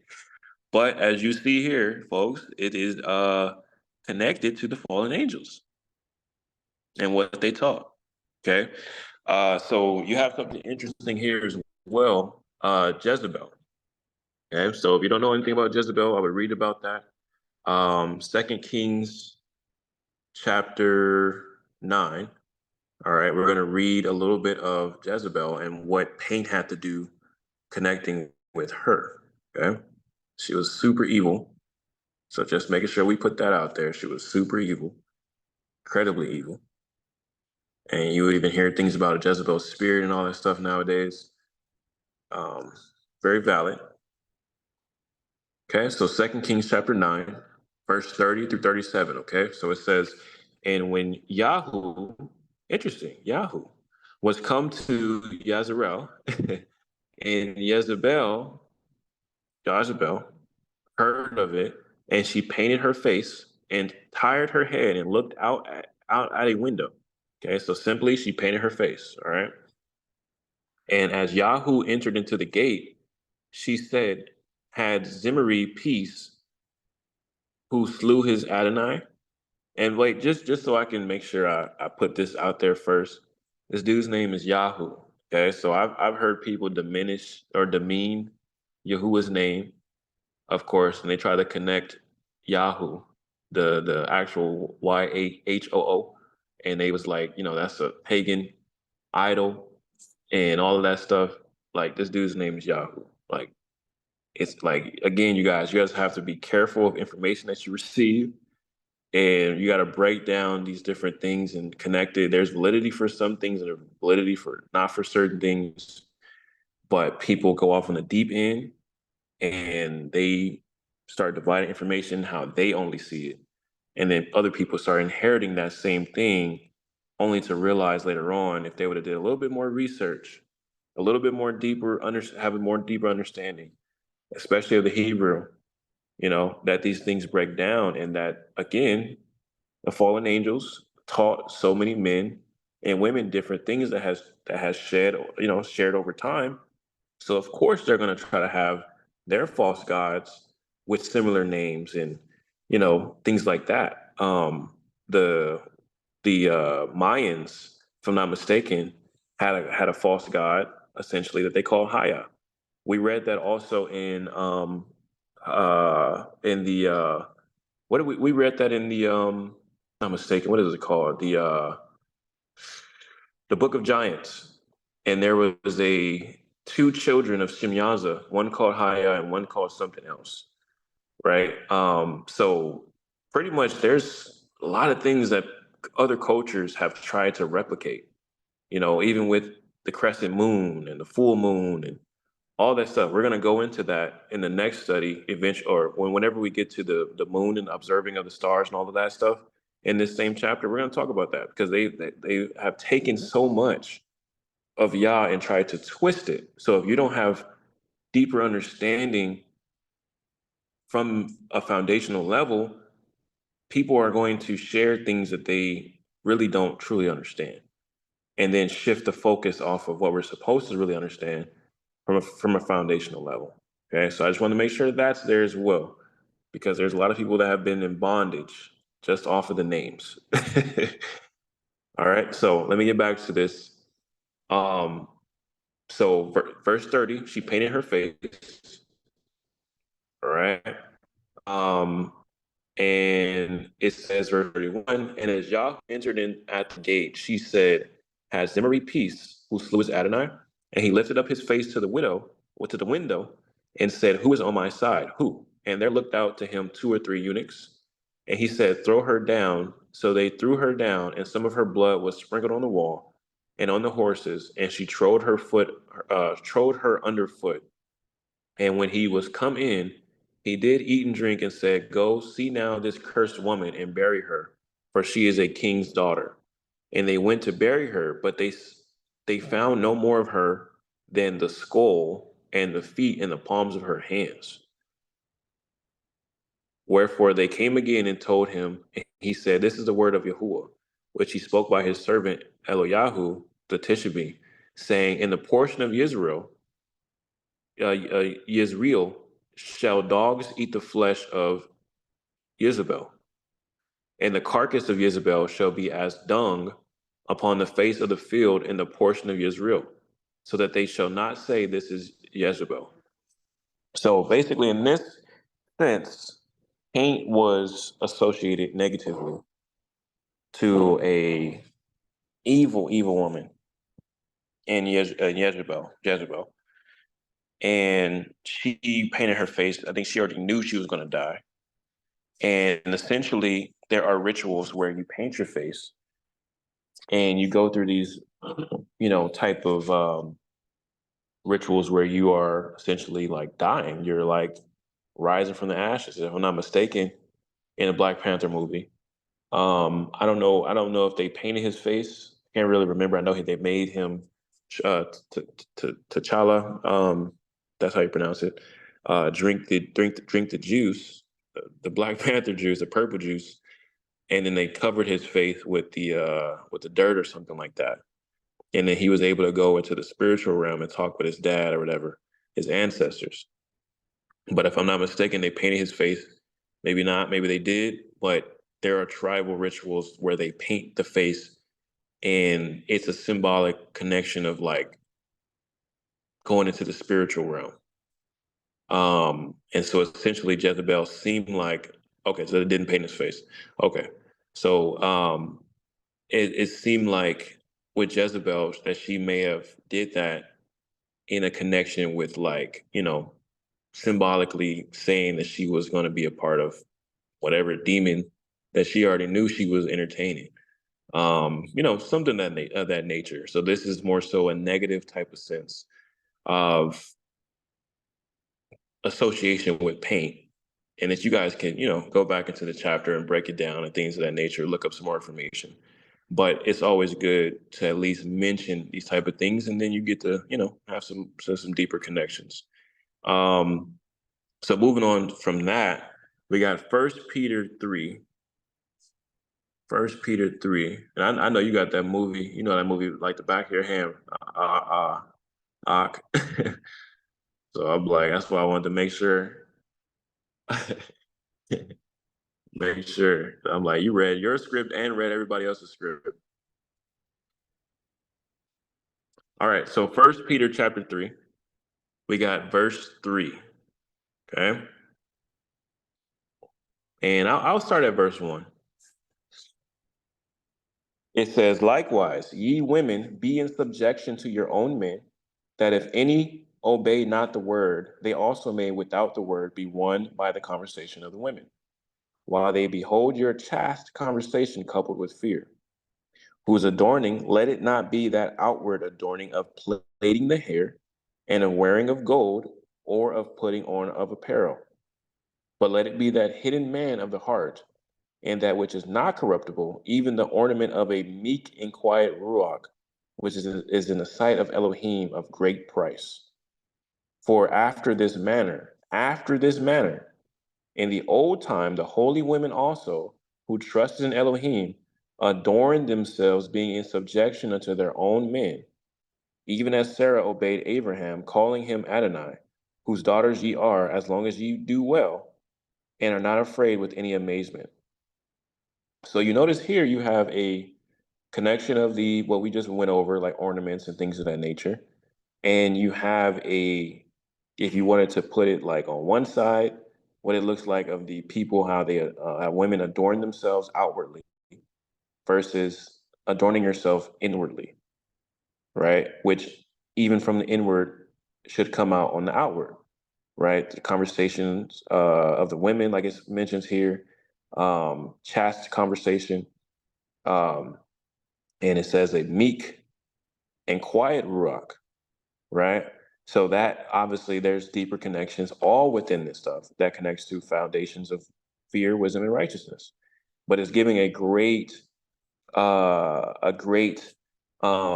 essentially something you would put on a mirror to mirror yourself after, to ensure that you're walking in this type of way as a woman that is honorable unto Elohim. Because in his sight, the way that women can walk and should walk like this is in the sight of Elohim of great price,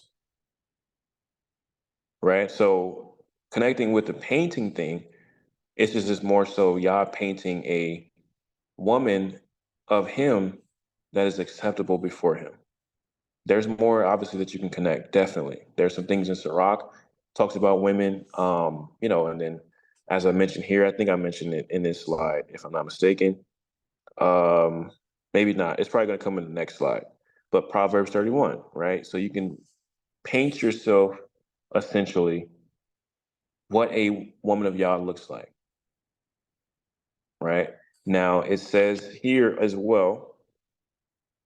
Um, Again, verse 3, it says, whose adorning let it not be that outward adorning of the plaiting of hair, et cetera, right? So again, as a balance, didn't say that you can't, in a sense, but it still has to be balanced with modesty.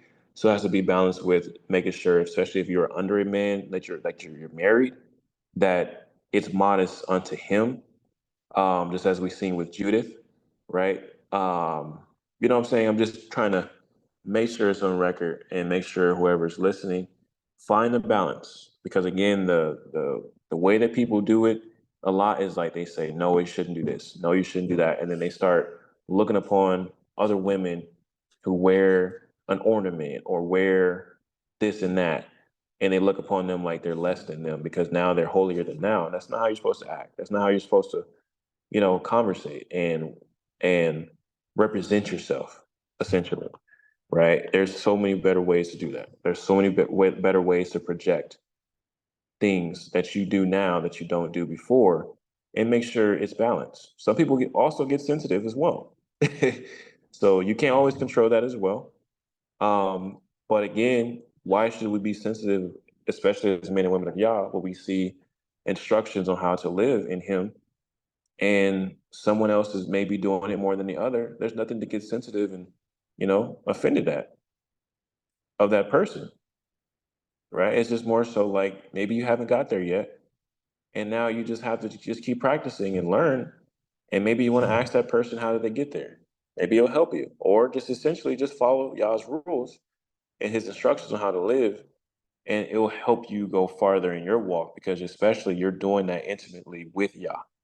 You're having that connection with him and you're letting him, you know, shaping you, right? Like the potter's clay. He's helping you shape into the woman that of Yah that he wants us to wants you to be. Same thing for a man. It's the same exact process. Okay. So that's a really good verse. Then we got Jeremiah 40, Jeremiah 4. All right, Jeremiah 4, and we got verse. Oh man. Okay, there it is. Verse 30. Okay, so Jeremiah 4, verse 30, and then it's going to be another scripture in Jeremiah as well. Let me get to it on this app. Okay, so we got. It says, "And when you are spoiled, what will you do? Though you clothe yourself with crimson, though you deck yourself with ornaments of gold, though you rent your face with painting, in vain shall you make yourself fair. Your lovers will despise you, and they will seek your life." And it says, verse 31, "For I have heard a voice as a woman in travail, and the anguish as of her that brings forth her first child, the voice of the daughter of Sion that bewails herself, that spreads her hand, saying, Woe is me now, for my soul is wearied because of the murderers." So this painting, the face painting, face with painting, is regarded here in a negative sense. Okay, in a negative sense. Chapter 22 of Jeremiah, we got 11 through 17. Okay. And it says, "For thus says Yahuwah touching Shalom," which is Sedemius or Sadas, the son of Yoshiyahu, king of Yehuda, which reigned instead of Yoshiyahu, his father, which went forth out of this place, "he shall not return thither anymore. But he shall die in the place whither they have led him captive, and shall see this land no more. Woe unto him that builds his house by unrighteousness, and his chambers by wrong, that uses his neighbor's service without wages, and gives him not for his work. That says, I will build me a wide house and large chambers, and cuts him out windows, and is sealed with cedar, and painted with vermilion. Shall you reign because you close yourself in cedar? Did not your father eat and drink and do judgment and justice, and then it was well with him? He judged the cause of the poor and needy, and then it was well with him. Was not this to know me, says Yahuwah? But your eyes and your heart are not, but your covetousness, and for to shed innocent blood, and for oppression, and for violence to do it. So essentially, the portion about the painting in here, it says painted with vermilion. You'll notice that obviously certain colors, certain types of materials, certain types of things obviously were more coveted, in ancient times, and also even still maybe till today.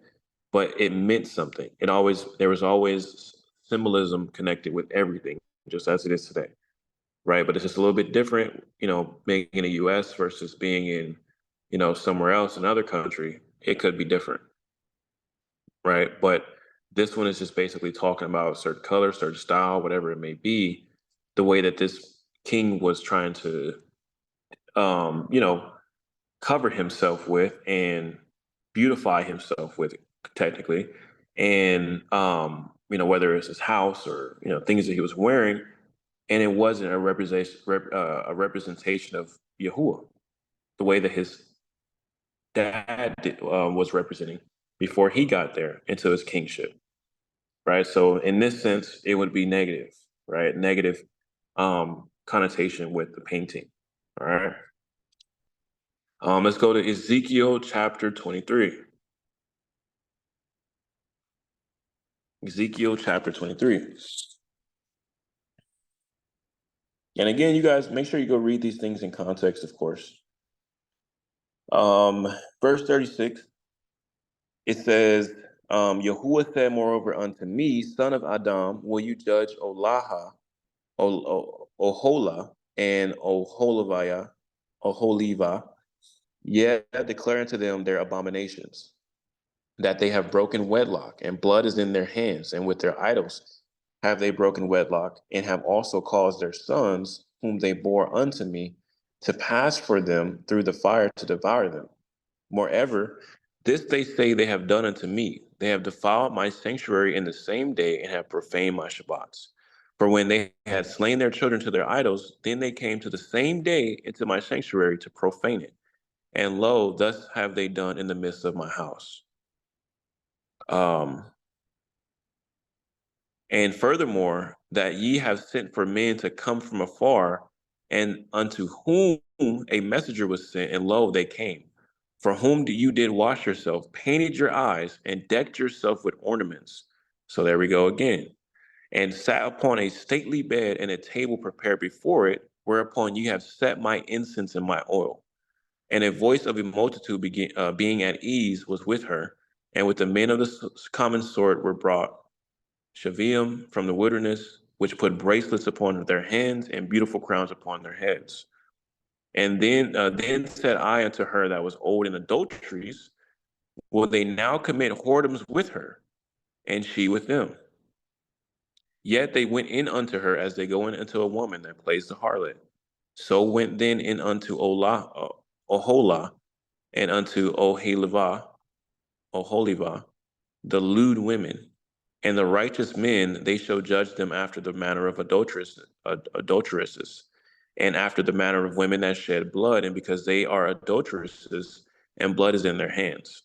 So very, very, very heavy description here with the connection with paint and ornaments, things of that nature, and this judgment, and the things that were happening with adultery, lust, things of that nature. So now you have some more connectivity with, the evils of it. And so we have a lot more negativity with the use of paint that we're seeing here than we did with the ornaments and the bracelets. So that's something very interesting to note, because again, we're still wrapping it up with the verse 2, how fornication and impiety multiplied in these times. It multiplied on a level that was just tremendous. Okay, so there's a lot of negativity with this right now. All right. Let me bring that back up. So we have the wisdom of Solomon.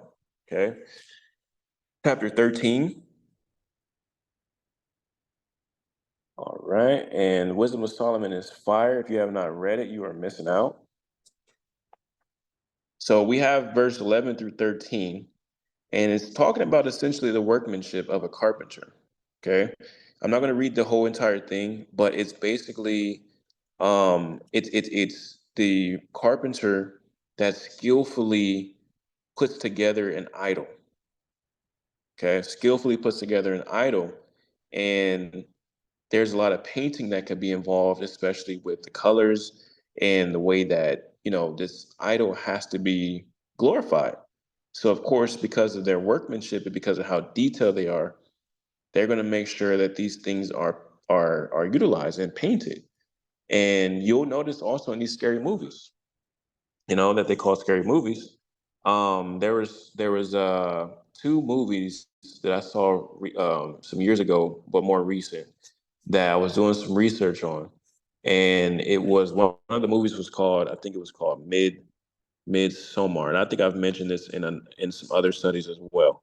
Some of the most craziest movies, yeah, Midsommar, and it's a 2019 film, and there was a lot of painting involved. There was so much rituals, but basically towards the end of the movie, the idol that they were worshiping that was in this house was painted. It was painted a certain way, and it's an actual deity, like a false god deity that was worshipped in some other tribes, but they had it in the movie. When they finally revealed it, it was literally painted. Um, I think that's the movie. Yeah, Midsummer, or it was what is the other movie I brought up before, you guys? Um, Starts with an H. It's Hereditary. Yeah.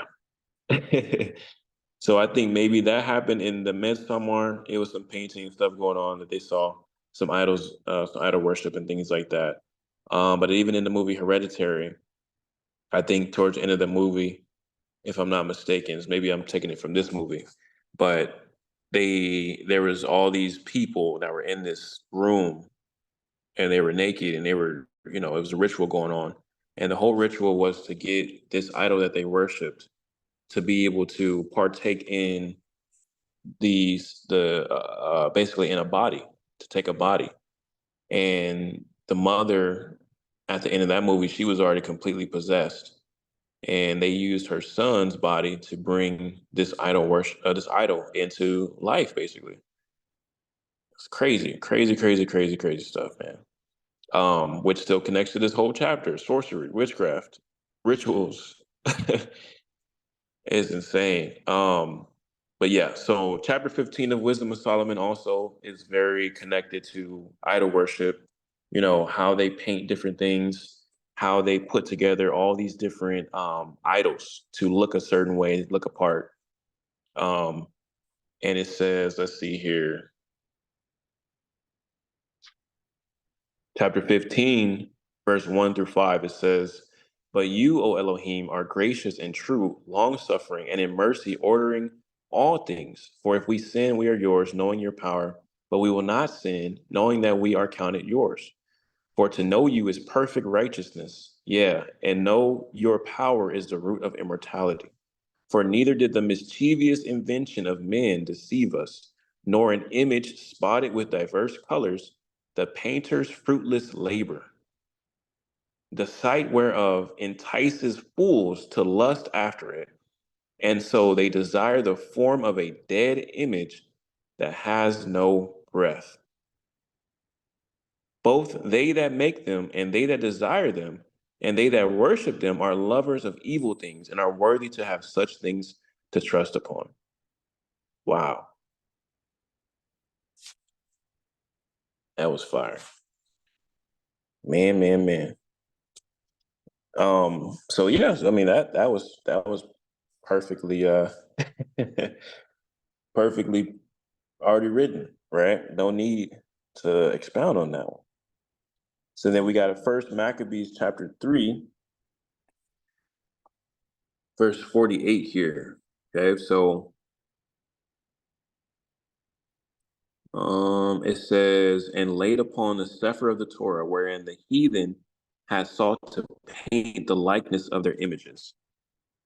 Interesting. So I just basically threw that in there just to just show you guys, some more connections of just paint essentially, and then that was connected to the heathen as well. Excuse me. Let's see here, guys. Make sure I don't have anything else to say on use of paint. But overall, we have seen that it has a lot of negativity, a lot of negative things, a lot of bad things associated with the use of paint. There was not really anything other than First Peter 3 that was positive, and that wasn't even about paint itself. That wasn't even, the outward painting. So very interesting. Let me see here. Do I need to show this part to you guys, or should it be the next one? Give me 1 second. 1 second. Captivity. Okay, so let's keep going because we got to finish this verse. We got to finish this verse. All right. So now we've already covered bracelets, ornaments, use of paint. Now we are going to the beautifying of the eyebrows. Whew. Beautifying of the eyebrows. Man, this is about to be some more connections here. So, let me get some water. You say, "Uh-oh, ladies." Get some water here, guys. Go ahead and get your snacks real quick. You need a little reload. Get some water. It's a lot of information in here.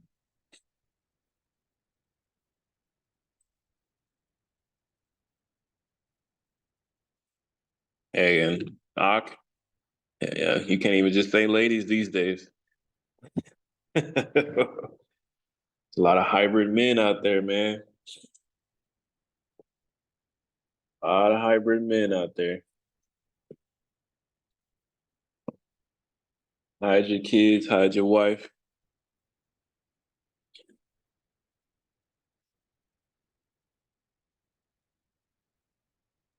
All right.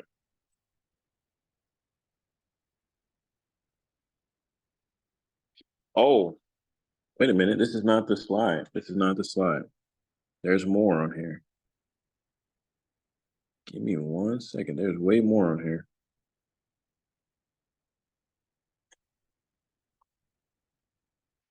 Oh no. Wait a minute. Okay, let me pull the correct slide up. Because this is not even the right slide. It has way more.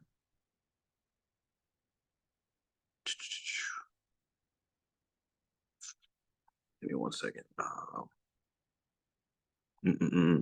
There it is. Way more. All right. So beautifying of the eyebrows. All right. So again, with everything, we are trying to see the connections, right? Why there was impeding and fornication increased. All right.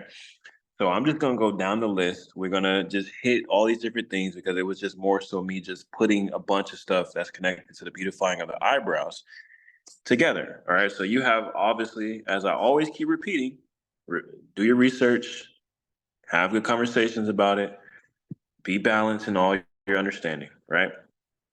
So eyebrow enhancers, all right?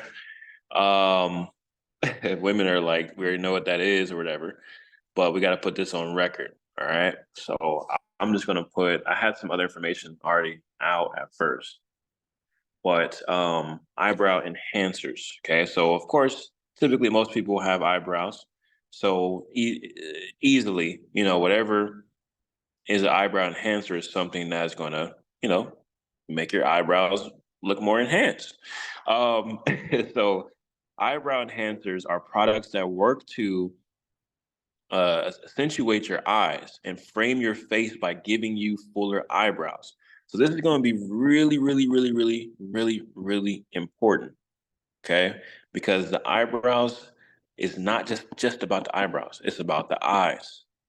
You cannot disconnect the reason why this is was taught to women, especially, and it's because it's directly connected to the eyes and how the eyes are perceived and how they look. Okay. So it says they can be used to achieve a balanced, symmetrical look, fullness, or a perfect arch. Examples of eyebrow enhancers include eyebrow brushes, shaders, pencils, which are often used to define the eyebrow or make it appear fuller. These can create an outline for the brows or mimic hairs where there are sparse areas. Brow gels, which are used in creating a thicker brow, they allow for the hairs to be more textured, which gives the appearance of thicker, fuller brows. Non-prescription brow serums, which are designed to enhance the thickness of the brow hairs you do have and help stimulate growth in areas that are sparse. So, ladies and gentlemen, that was a brief description of eyebrow enhancers. Okay. Sometimes they call it enhancements. Okay. And there are professionals who are, who are very well versed in understanding the different products out there, and they go to Sephora and these places that sell cosmetics, and you can get your whole face done. You go to the mall and go into a Sephora, and you go ahead and get your face done. You get your eyebrows enhanced and eyes and all that type of stuff. So very known type of thing, especially in the modern day, right? And it's obviously connected to makeup, essentially piercing. We're not really getting into that, but I did mention earlier that it's a very good thing to look up the history of piercing because you do have, people, especially in Yah, that will, divide scripture and divide certain things and say certain things are okay, whether it's tattoos, whatever. And sometimes just to make, themselves feel a little bit better, you know, but at the same time, even if it's done, and you're not able to really get it removed or whatever the case is, you don't have to carry yourself in a way where you just like feel filthy. You know what I'm saying? Like there's so many different ways we can go about understanding what we should not engage in and what you may have engaged in the past and what you may not engage in anymore, whether or not it still shows, or whether or not it doesn't, right? But y'all knows all. He knows the history, your history. He knows the ins and outs of where you've come from, and as long as you are pursuing in the path of righteousness, purity unto him, he's the one that has cleansed us, not man. Man has not cleansed us. Man doesn't approve whether or not something's acceptable or not. Ultimately, it's him. And so when we walk in him in the right ways, that's who we are making sure we're aligned with, and making sure we're not doing things that is not of him, right? Just want to throw that in there as well. Okay. Um, so going back to the eyebrow enhancers, you can get them threaded. I remember growing up with my mom, she would go to the nail shop and they would have eyebrow specialist, and she would get them waxed. That was not a fun experience to watch, but the more you go, what I noticed, my observations, the more you go, the more you get used to it. And some women, the more you go see your eyebrow specialist, they know the way that you like your eyebrows shaped and all that stuff.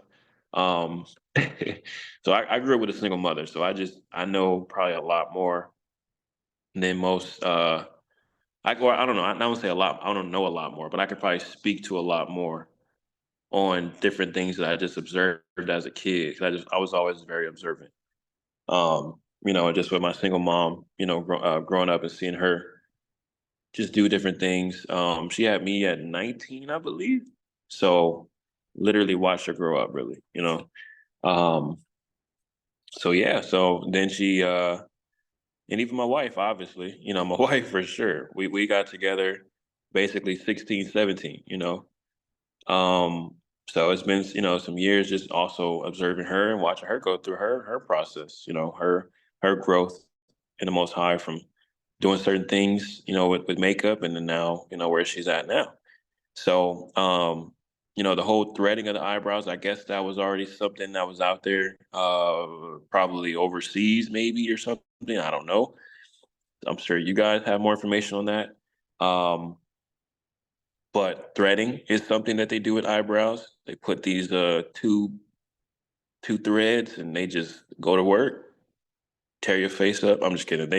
They cut the hair and they make shapes, eyebrow shapes with it. And supposedly, I guess that's more natural. I don't know. I don't know how they say it, ladies, but that's that, fellas. But I wanted to make sure I present some research about eyebrows. All right.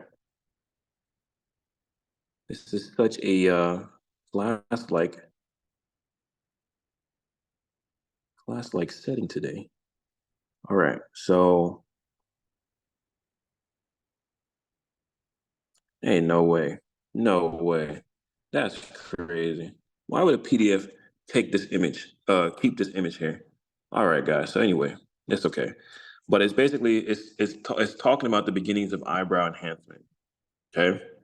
So it says the practice of enhancing the appearance of eyebrows dates back to ancient civilizations. In ancient Egypt, both men and women used kohl to darken the look of their eyebrows and create a more defined shape. They also use henna to tint their eyebrows and hair. So again, this is not all the research that's out there, you guys, and it also could be very particular to a group of type of people. So again, you guys know, in ancient Egypt, of course, whether skin color thing is the issue, and who was actually there before, the people that's there now, and all of that, that comes up, of course. So you see it in the movies as well, the Cleopatra and all that stuff. You guys know how that breaks down usually. And if you don't, I would just research it.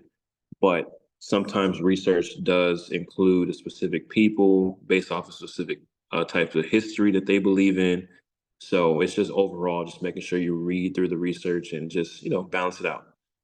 So it says they also use henna to tint their eyebrows and hair. In India, women have been using a paste made of turmeric to enhance the appearance of their eyebrows for centuries.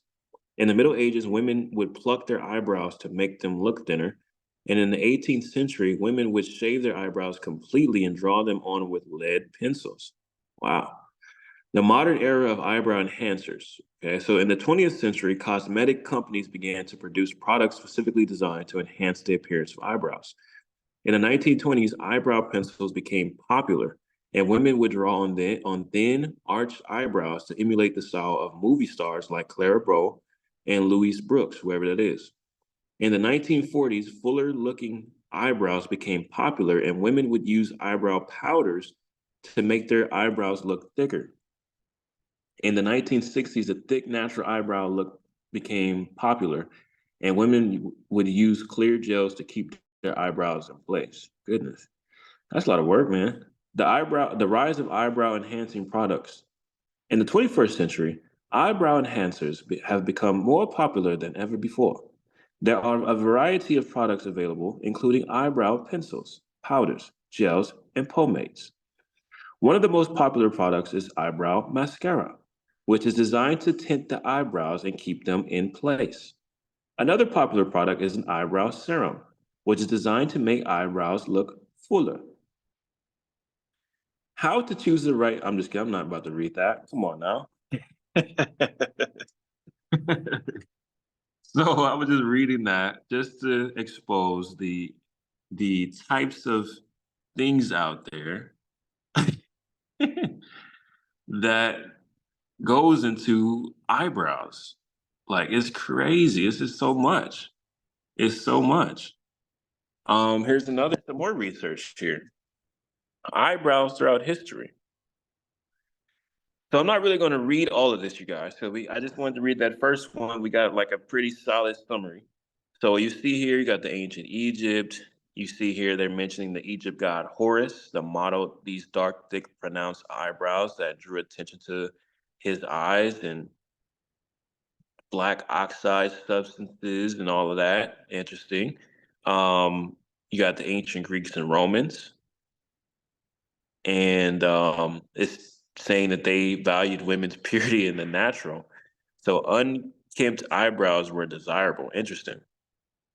Women who had unibrows were prized for their beauty and intelligence. Isn't it interesting how just the development of all of this? Um, Women who didn't have a unibrow would use paint to give an appearance of one. Married women had natural eyebrows, while single women would use black incense to touch up theirs. My God, goodness. You got the Middle Ages. Um, they more emphasis to their forehead. Eyebrows had to be downplayed.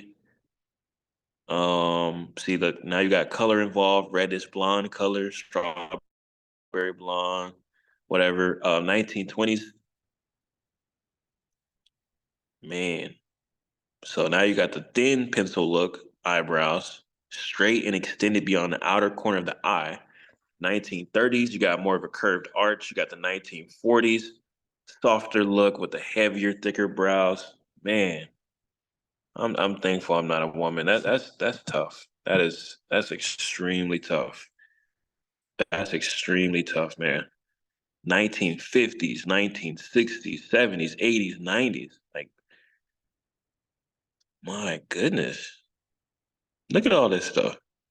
Look at all these different shapes and changes and models. You have to try to look to, and none of this is about y'all. I am so sorry. That's tough. Now you got the 2010s. See? So, a sister commented, I find it tougher to be with most groups of modern women because of the need for various enhancements. Oftentimes, a lady will be devalued if she doesn't possess the beauty standard the group adheres to. Absolutely, we're going to get into that for sure. We're going to get into that for sure. But very good comment for sure. Okay, so in Fourth Ezra, chapter 5, 50 through 55, it talks about the people were of greater stature back then.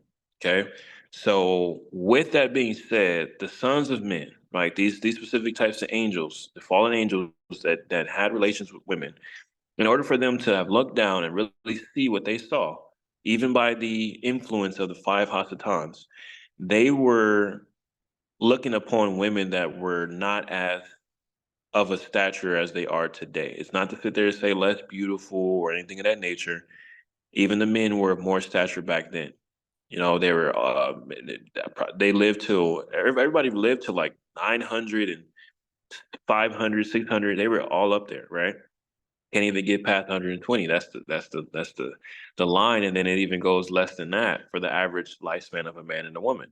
So they had way more stature than us, whether or not it was size, whether or not it was beauty, whether or not it was just strength and whatever. Obviously longevity.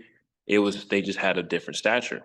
So that's why the sons of men thought it was a good choice to do that unto the women of that time and chose them. And they brought in different things that they wanted to teach the women and teach the men essentially, right? So that lets you know also, as we saw in these others in the research, how it goes into every single year, essentially, how enhancements have taken place. I mean, it started with whatever these great statured women and great statured men and whatever that they also had lust for, that also translates down into history throughout where we are today. So as the days of Noah, we're going to see, as we're already seeing, it's a mixture of every single enhancement and lust that has taken place over the course of time. And it's at the consummation, at the end. So we are going to be in the mix of everything that has taken place. And it's all in one pot, one mix. And this is why it's as the days of Noah. And it's even worse. So the way that this is all going, as we see, the ways that fallen angels have taught all these different things, specifically what we're on right now with the beautifying of eyebrows, it's a lot that's negative with it, especially. It's a lot that's negative with this. I put the rite of passage here because I was talking to my wife about it and, her thoughts on different things. She was sharing how there's this sort of rite of passage for young girls with cosmetics because if your mother, you know, wore makeup, or your big sister or something of that nature, then it gives you, once you come of age, it's like handing it down to the next young girl, right? And it's this rite of passage, like, okay, now you're able to use this. Now you're able to do this now because you're of this age. And that's why also I mentioned 15 to 16-year-olds for ceremonies and rituals. The easiest one to think about is the quinceañera, right? For Hispanic culture, where that's a coming of age type of ceremony, a rite of passage, essentially. It's like, oh, you're a grown woman now at 15, right? And even a sweet 16 parties is essentially a ritual, essentially a ceremonial ritual, where it's a rite of passage, giving that young girl this thought of I'm getting there now. Like I'm really, I'm a young woman. You know what I'm saying? And then therefore you have these women or these young women making decisions on and partaking in the lust of the flesh, the lust of the eyes, and the pride of life.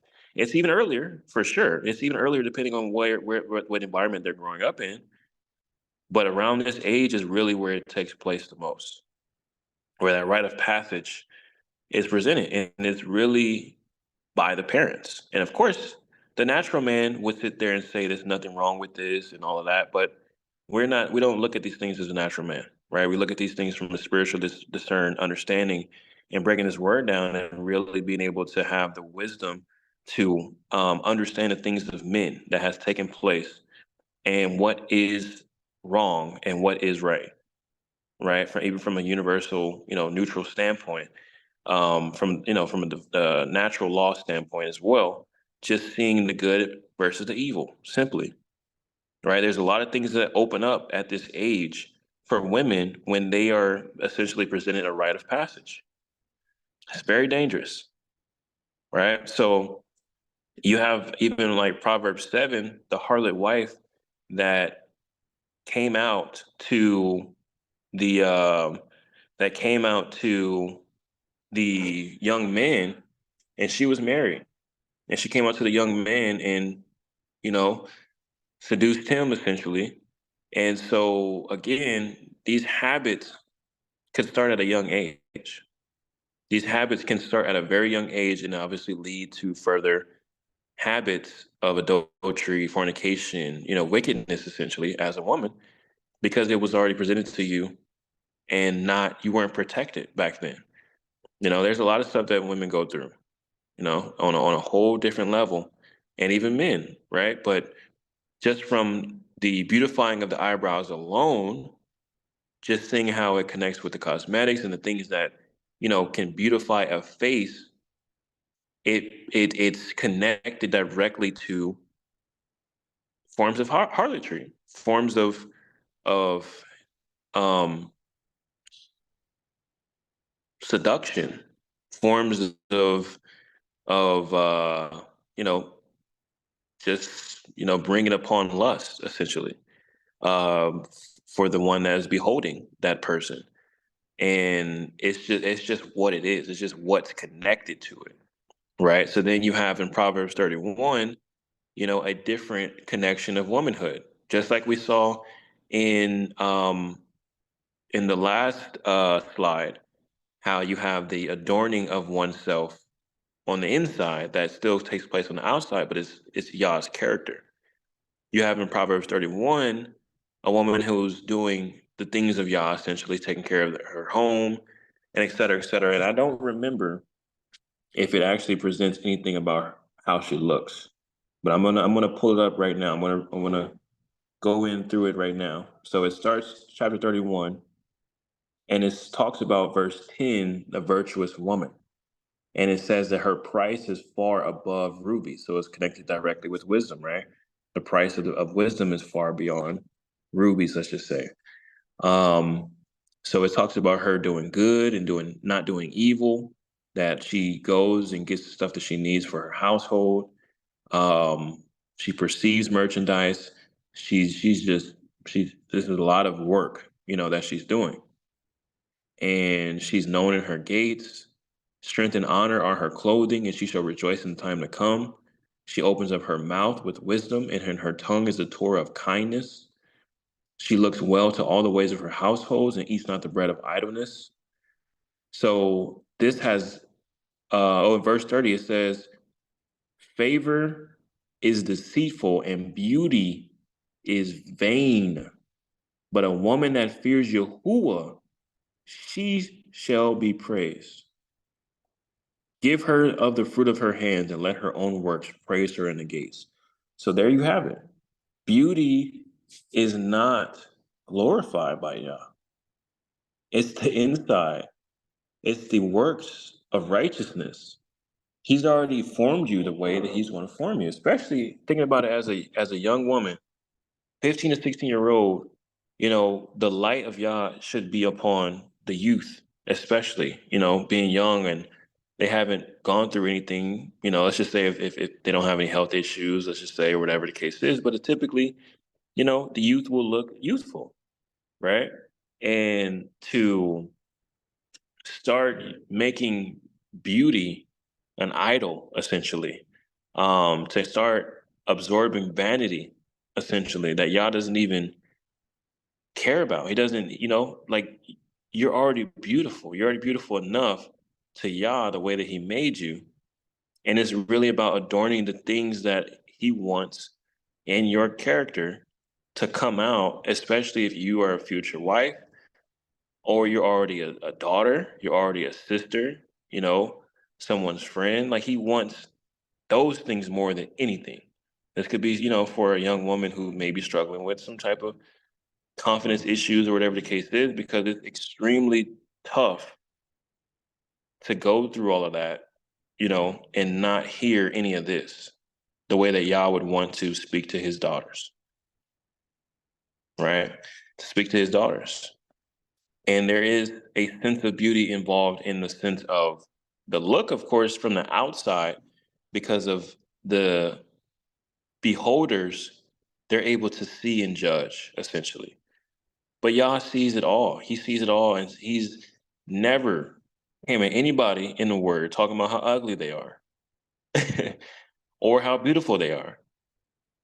Like it's ultimately what he adorns, especially the person that fears him, man or woman. He puts on the righteousness. He puts on the purity. He puts on the sanctification. He puts on, just like he put on and I think it was Zephaniah, the priest, the Joshua, the high priest. He put on new garments on him. He made him clean. You know what I'm saying? Like that's what we want first and foremost. You still got to take care of your temple, absolutely. But how are you taking care of your temple? Is it with enhancing your eyebrows to the point where it's not honoring Yah? You know what I'm saying? Like it's just simple questions you can ask. I don't know exactly how to place every question for sure, right? But it's just things to really think about and really model yourself after what Yah really wants, rather than what these fallen angels was teaching women in order to model them after the image that they wanted to see. You get what I'm saying? Like that's how deep it is. It's absolutely deep. So I put on here, what is beauty, right? So interestingly enough, we have I think I have some research to show, and this is from a philosophical standpoint, as y'all know how we do. We do some research, we can pull some stuff. Um, this is from a journal, cognitive, from an article from a journal of cognitive research in science, engineering, education. The title is "On Beauty and the Beautiful in Aesthetic Education." Okay, so aesthetics is something you guys can look up just for more information when it comes down to philosophy and how they define beauty. So we did that before also in another area. We were talking about socialism and things like that. It's always good to find some type of educational standpoint on how they define different things, and then you can kind of see, how they've shaped society essentially in their thinking, right? So this article, I'm going to read a little bit of it, and it says the abstract is basically they analyze the category of beautiful in function of better understanding the issue of aesthetic education. The basic point was the fact that the determination of the term beautiful is different in both time aspect and space aspect. Also, the authors involved in this matter have got different understanding on the issue of beautiful, on its essence, and on its role in human development, and on the development of the aesthetics and the aesthetic education. Okay. So I'm going to just read some of the introduction, and I'm going to skim through a lot of this stuff. Okay. For the regular group chat, I'll obviously put these articles out there for you guys to be able to read through, for your leisure, and for those who are wanting of this as well. Just make sure you contact me, and I can always send it, or you can research it. So it says beauty or the beautiful is a basic category of aesthetics and aesthetic education. Accordingly, no theoretical work on aesthetic education is complete unless it includes a definition of the category of beauty or the beautiful. On the surface, providing a definition of the essence of beauty seems rather simple, even insignificant, as everybody tends to think they know what beautiful actually is, and in turn, what is not or what is ugly. As a result, providing a thorough definition of this issue is considered to be of no use. However, the beautiful has been defined differently from the aspect of time and space. It has been the subject to the conceptions held by different authors dealing with this category. Okay, so it's just interesting to see how they're going to connect with some philosophers and different things of that nature. Just to essentially say that, beauty is in the eye of the beholder, basically. But they're trying to break it down from an aesthetic standpoint to where even when it comes down to different ways that have, contributed to how society has looked at beauty, essentially, it's going to obviously be different over the course of the years. So as we saw in the other research, let's just say during the Viking period, or even before that, during some of the Greek and Roman period or something like that, they wanted more natural eyebrows. right? So they were more like, nah, don't put none of that makeup on or something like that, right? At a certain period of time. And they would define it as beauty. So then let's just say if someone else from another nation, glorified more of the adorning enhancements, they would be like, no, that's really ugly in that moment. Right? So from this article, it seems to be like they're trying to balance out the information of the aesthetics of it and all these different things, and then just kind of go from there and to help the reader perceive a little bit more information. And when you're looking at history, you can kind of apply these different things you're learning, and obviously still go back into the scriptures and see that this was again taught by the fallen angels, the beautification of the eyebrows. So you're going to see that even if somebody is able to put together even an article like this, that we still know and have more wisdom to understand the origins of something. You know what I'm saying, you guys? So it's like you're being able to really look at all of this on a fuller surface and being like, man, like how much has this truly developed over time?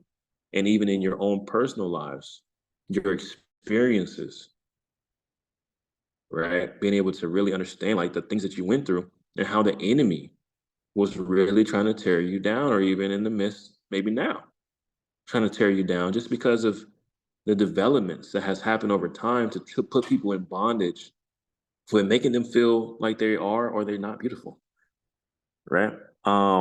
This is just interesting, just very interesting things. So I really don't. I think I kind of summarized this article again. There's way more in here. Um, so I just wanted to just basically show you guys this. There's theories of beautiful. It goes into the ancient Greeks. um, Man, it's a lot, right? So it's a pretty decent sized article. It's not hard to read. So you guys should definitely go through it for those who, want it. And let's get back. So image of Yah versus self. So again, the fallen angels wanted to create their own idea, their own images, right? So by understanding the image of Yah, just like we read earlier about the bone body um, image, right? That was in the sky, essentially, like Exodus 34. I mean, there's so much connection that you should find in the word when it comes down to the image, and then of course Proverbs 31. So do yourself, a favor too, especially for those who may be struggling in confidence and things of that nature. Like involve yourself with the heavenly things. So get a good list of the image of Yah, the character of Him, wisdom, all these different things, and really be able to put it on paper, type it up if you want. And in those moments where you feel some type of like, you're not confident in who you are or something of that nature, you have something directly that you can always go to mirror yourself after, and which is things of Yah, and let Him fill you up. Even if you don't want to write a whole paper or, just go read the scriptures that you know. And in Hermas somewhere, in Shepherd of Hermas, in one of the commandments, it says that doubting is the daughter of the devil and faith is his daughter. So if you doubt in your heart, in your mind, anything in those scriptures that tells you what the true image of Yah is, including the famous scripture, Proverbs 31, and you doubt that's enough, and that's what Yah truly loves, and the First Peter, chapter 3, and all these different things, if you have an ounce of doubt, that means you're going to allow the enemy to come in and make you doubting of who you truly are supposed to be in Yah. You're going to start thinking about all these other ways that beauty is magnified in the world. But remember, everything in the world is of the lust of the flesh, the pride of life, and the lust of the eyes. So you go back into the intentions of the fallen angels to increase impiety and fornication, Why would you really have any confidence issues when it's all said and done when you are a daughter of Yah, even a son of Yah? We had to go through the same thing. We get haircuts and you know all these types of stuff. It's not on the same level, but even now, there's so many things that are happening now. They got different things you could do with your hair, transplant some hair on your head and things like that. And it's not super wild, but it is kind of wild when you really see some of these transformations. I mean, some people are going from like 65-year-old, men that's lost their hair or whatever, and end up looking like a 28-year-old, with a whole super sharp lineup or whatever, and facial textures looking different. They do these surgeries. They even do them overseas. Look it up, hair transplants or whatever it's called. And it also involves paint sometimes. They darken the hair and all types of different things. And essentially that could lead to some catfishing for sure. But it's like, why do men need to do that also?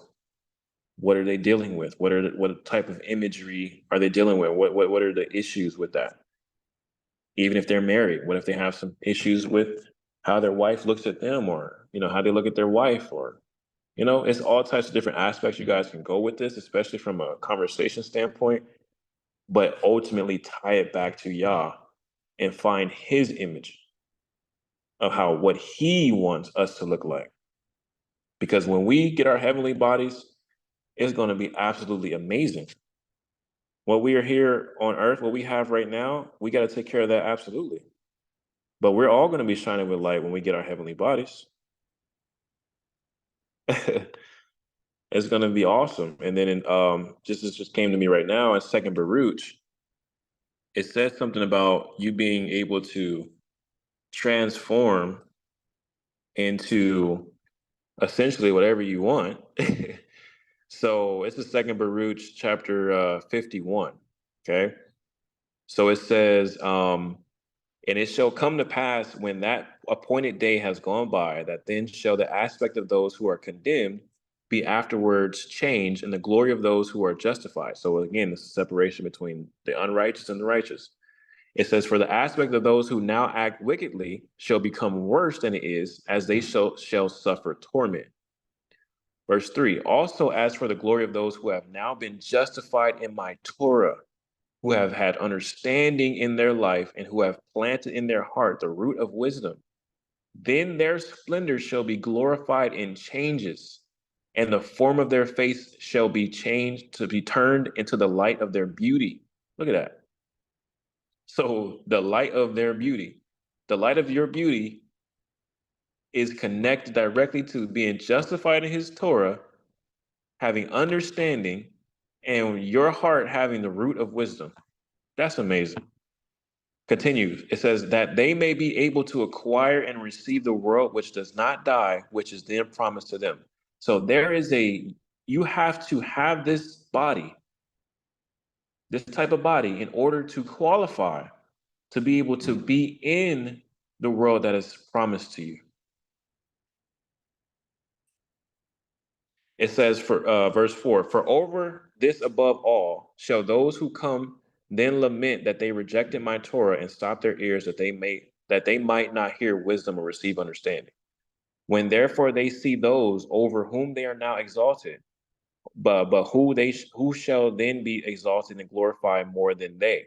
So there's so many, right? They are glorifying all these celebrities and all these beautiful, quote unquote, beautiful people and all of that, whatever the case is. And it's saying they're technically over us right now. They're exalted more than us right now. But it says we will be exalted and glorified more than they when this time happens. And it says they shall respectively be transformed, the latter into the splendor of angels. So we will be transformed, the latter into the splendor of angels. And the former shall yet more waste away in the wonder at the visions and the beholding of the forms. It says, for they shall first behold and afterwards depart to be tormented. So these people are going to be tormented because they held that as an idol and they projected it onto the people, just like the fallen angels did.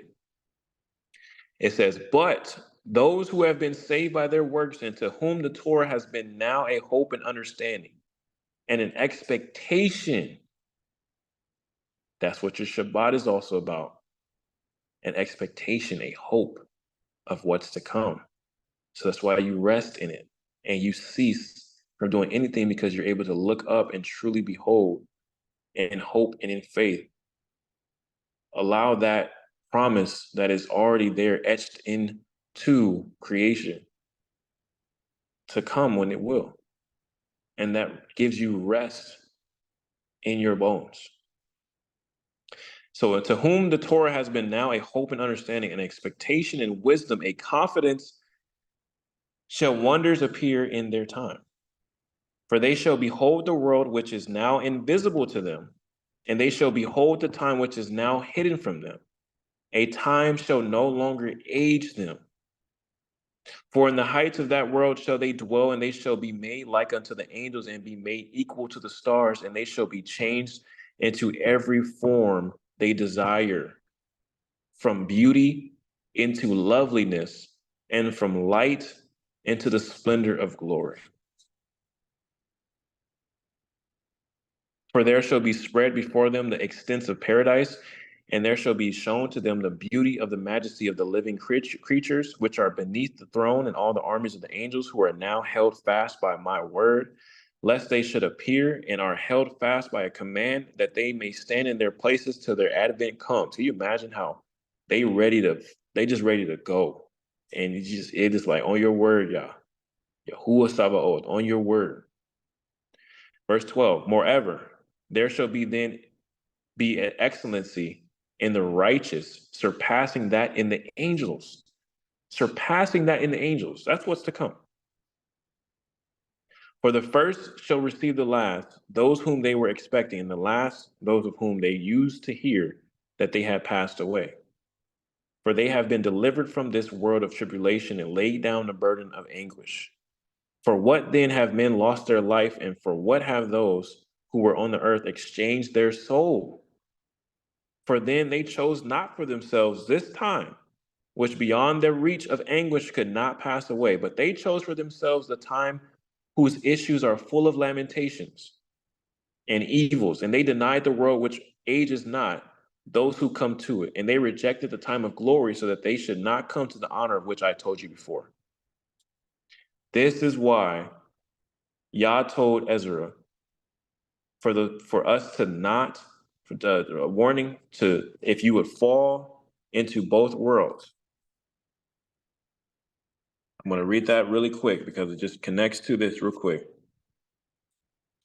And I think that was chapter 14 of Second Ezra, if I'm not mistaken. Because I was just reading this to a sister. We were just talking about this the other day. But it says that, get your house in order, verse 13, reprove your people, comfort such as them as be in trouble, and now renounce the corruption. Let go of your mortal thoughts, cast away the burdens of man, put off now the weak nature, set aside your thoughts that are most heavy unto you, and haste you to flee from these times. For yet greater evils than those which you have seen happen shall be done hereafter. For look how much the world shall be weaker through age, so much the more shall evils increase upon them that dwell therein. Okay, so I'm sorry. I know it's somewhere, but it basically, I think it was probably Second Baruch, but it was saying to not fall into both worlds. You can get ensnared into both worlds if you're living in a way that's evil, and that's a part of how the world's how the world is going. That's chapter 83 of Second Baruch. Okay, so I know you guys probably have to revisit this, but it says chapter 83 of Second Baruch, it says, for El Elyon will assuredly hasten his times, and he will assuredly bring on his hours. He will assuredly judge those who are in his world, and will visit in truth all the things by means of all their hidden works. He will assuredly examine the secret thoughts and that which is laid up in the secret chambers of all the members of man, and will make them manifest in the presence of all with reproof. Let none of these, therefore, of these present things ascend into your hearts, That's the opposite of what Baruch was saying, that are in the hearts of those who get glorified bodies. You cannot have the present issues, the mortal thoughts, the burdensome of man, burdensome things of man, all these things that Yah does not want in us. You cannot have that in order to inherit what's coming. Verse 4, let none therefore of these present things ascend into your hearts, but above all, let us be expectant, because that which is promised to us shall come. Why do you think he circumcised the foreskin of your heart? Why do you think the Son had to come and renew this covenant? In order for us to have a chance to get all of this. Verse 5, and let us not now look unto the delights of the other nations in the present. The delights will include what we're talking about here, the beautification of the eyebrows, essentially. But let us remember what has been promised to us in the end. You have to keep thinking on those things. For the ends of the times and of the seasons of whatsoever is with them shall assuredly pass by together. Did not Yah say that seed time and harvest will prevail? He wasn't playing games about that. Verse 7, it says, the consummation, moreover, of the age shall then show the great might of its ruler, when all things come to judgment. Do ye therefore prepare your hearts for that which before ye believed, unless you come to be in bondage in both worlds, so that ye be led away captive here and be tormented there. For that which exists now, or which has passed away, or which is to come, in all these things neither is the evil fully evil, nor again the good fully good. So then it talks about all these things that are in the world right now. And so connected to the eyebrows portion that we're on, verse 12, it says, and every energy of youth is turning into old age and consummation. And every beauty of gracefulness of this time is turning faded and hateful. So is it interesting that you see more things coming out on how to preserve your life, how to, do different things to keep you youthful and all these different things, because people know what's going on, essentially, even though they won't acknowledge Yah. Right? So all of this goes into the image of Yah versus self. And all of this all of this falls under the impeding and fornication that has increased over time, and what Yah had already ordained and sustained in order for it all to not just be destroyed. So understanding the covenants, understanding all these different things, and the book of Jubilees is absolutely beautiful for this type of stuff, to really see origins of different things and understanding more of the covenants, all of that. Okay. You have in Revelation 13 as well, the image of the beast. So I would read about that. And then the angel of light, right? So the enemy presents itself as an angel of light. So essentially, if we are engaging in different things that fallen angels have taught, and especially if we're seeing that there are more negatives with these things than there are positive, especially, then essentially we're like connecting to the same portion of how the fallen angels taught men on how to engage in wickedness. We have to learn how to not engage in the same wickedness, obviously, and be about his instructions on how to do something, how to wear ornaments if you want to wear them. Is it okay to beautify your eyebrows? What does it mean to do it in a modest way, if there is a modest way? You know what I'm saying? We have to be able to balance and have those type of conversations. Ultimately, okay. So let me see. So I don't think I'm gonna. Let me see. Beautify. Oh man. So we have one more. We have one more, but there's more that I would have to read and stuff like that. And we're already 3 hours in. I'm trying to not have 4 to 5 hour uh study videos in each Enoch, because we can just keep going and it just breaks down and breaks down. So I'm gonna leave the next part, which is the stones. We're gonna read that next time, and there's some more other material that we're gonna read, and then we'll probably just end up going into the whole sorcery thing, because that's what it also says next. It says the stones of every valuable kind, and we got to talk about the dyes. The dyes are not so it's not a lot of that information, but it's still some good stuff in there. And then we'll be able to finish verse 1, and then we'll be able to move on to the other things that the fallen angels taught. Okay, so um I thought we were gonna knock it out this time, but it's all good. It's all good. And I do have plans. So this is the other plan for this chapter as well.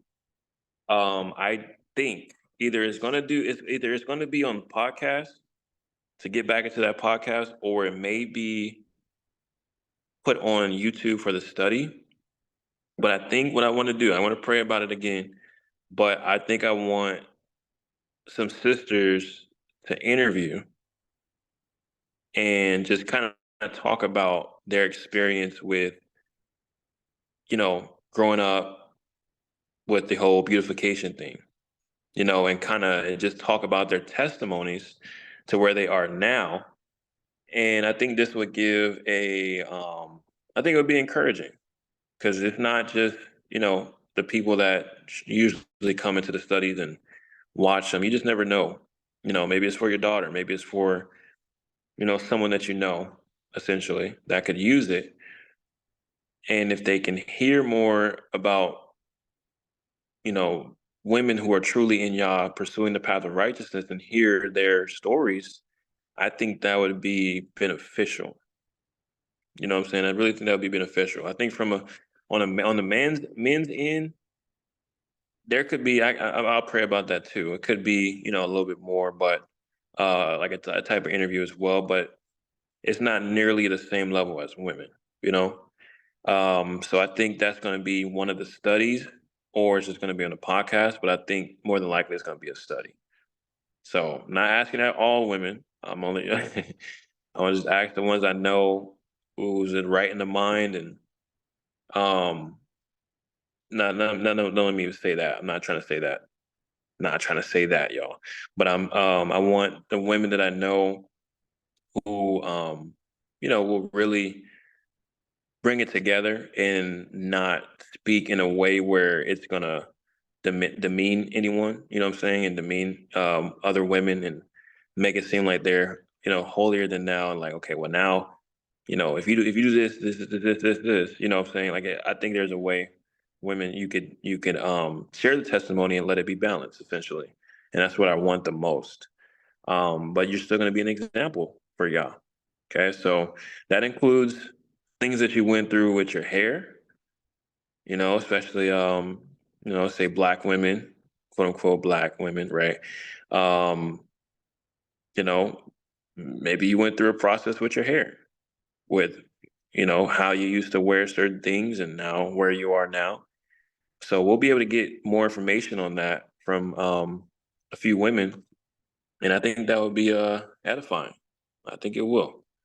So I'll give you guys more information on that, and more than likely it will be. It might even be the next study, to be honest, because it would make sense to tie it in right after this. So yeah, so we'll see you guys. So just look forward to that, and thank you guys for coming to the study. Whoever came into the live study, I know it was a lot of information. This is just what's required with Enoch. And I mean, we love it, right? Students of the word. And hope you guys enjoyed it. Definitely go back into this study. That the idea I just said at the end, it will come probably in the next few weeks, because I want to give it some time. Make sure sisters are actually pouring in, and I'm on their schedules as well whenever they want to kind of prepare. And I think it will kind of be a live type of thing. I think it'll be live. So we'll see, you guys. We'll see. So appreciate y'all, and hope you have a blessed and amazing day. And until next time.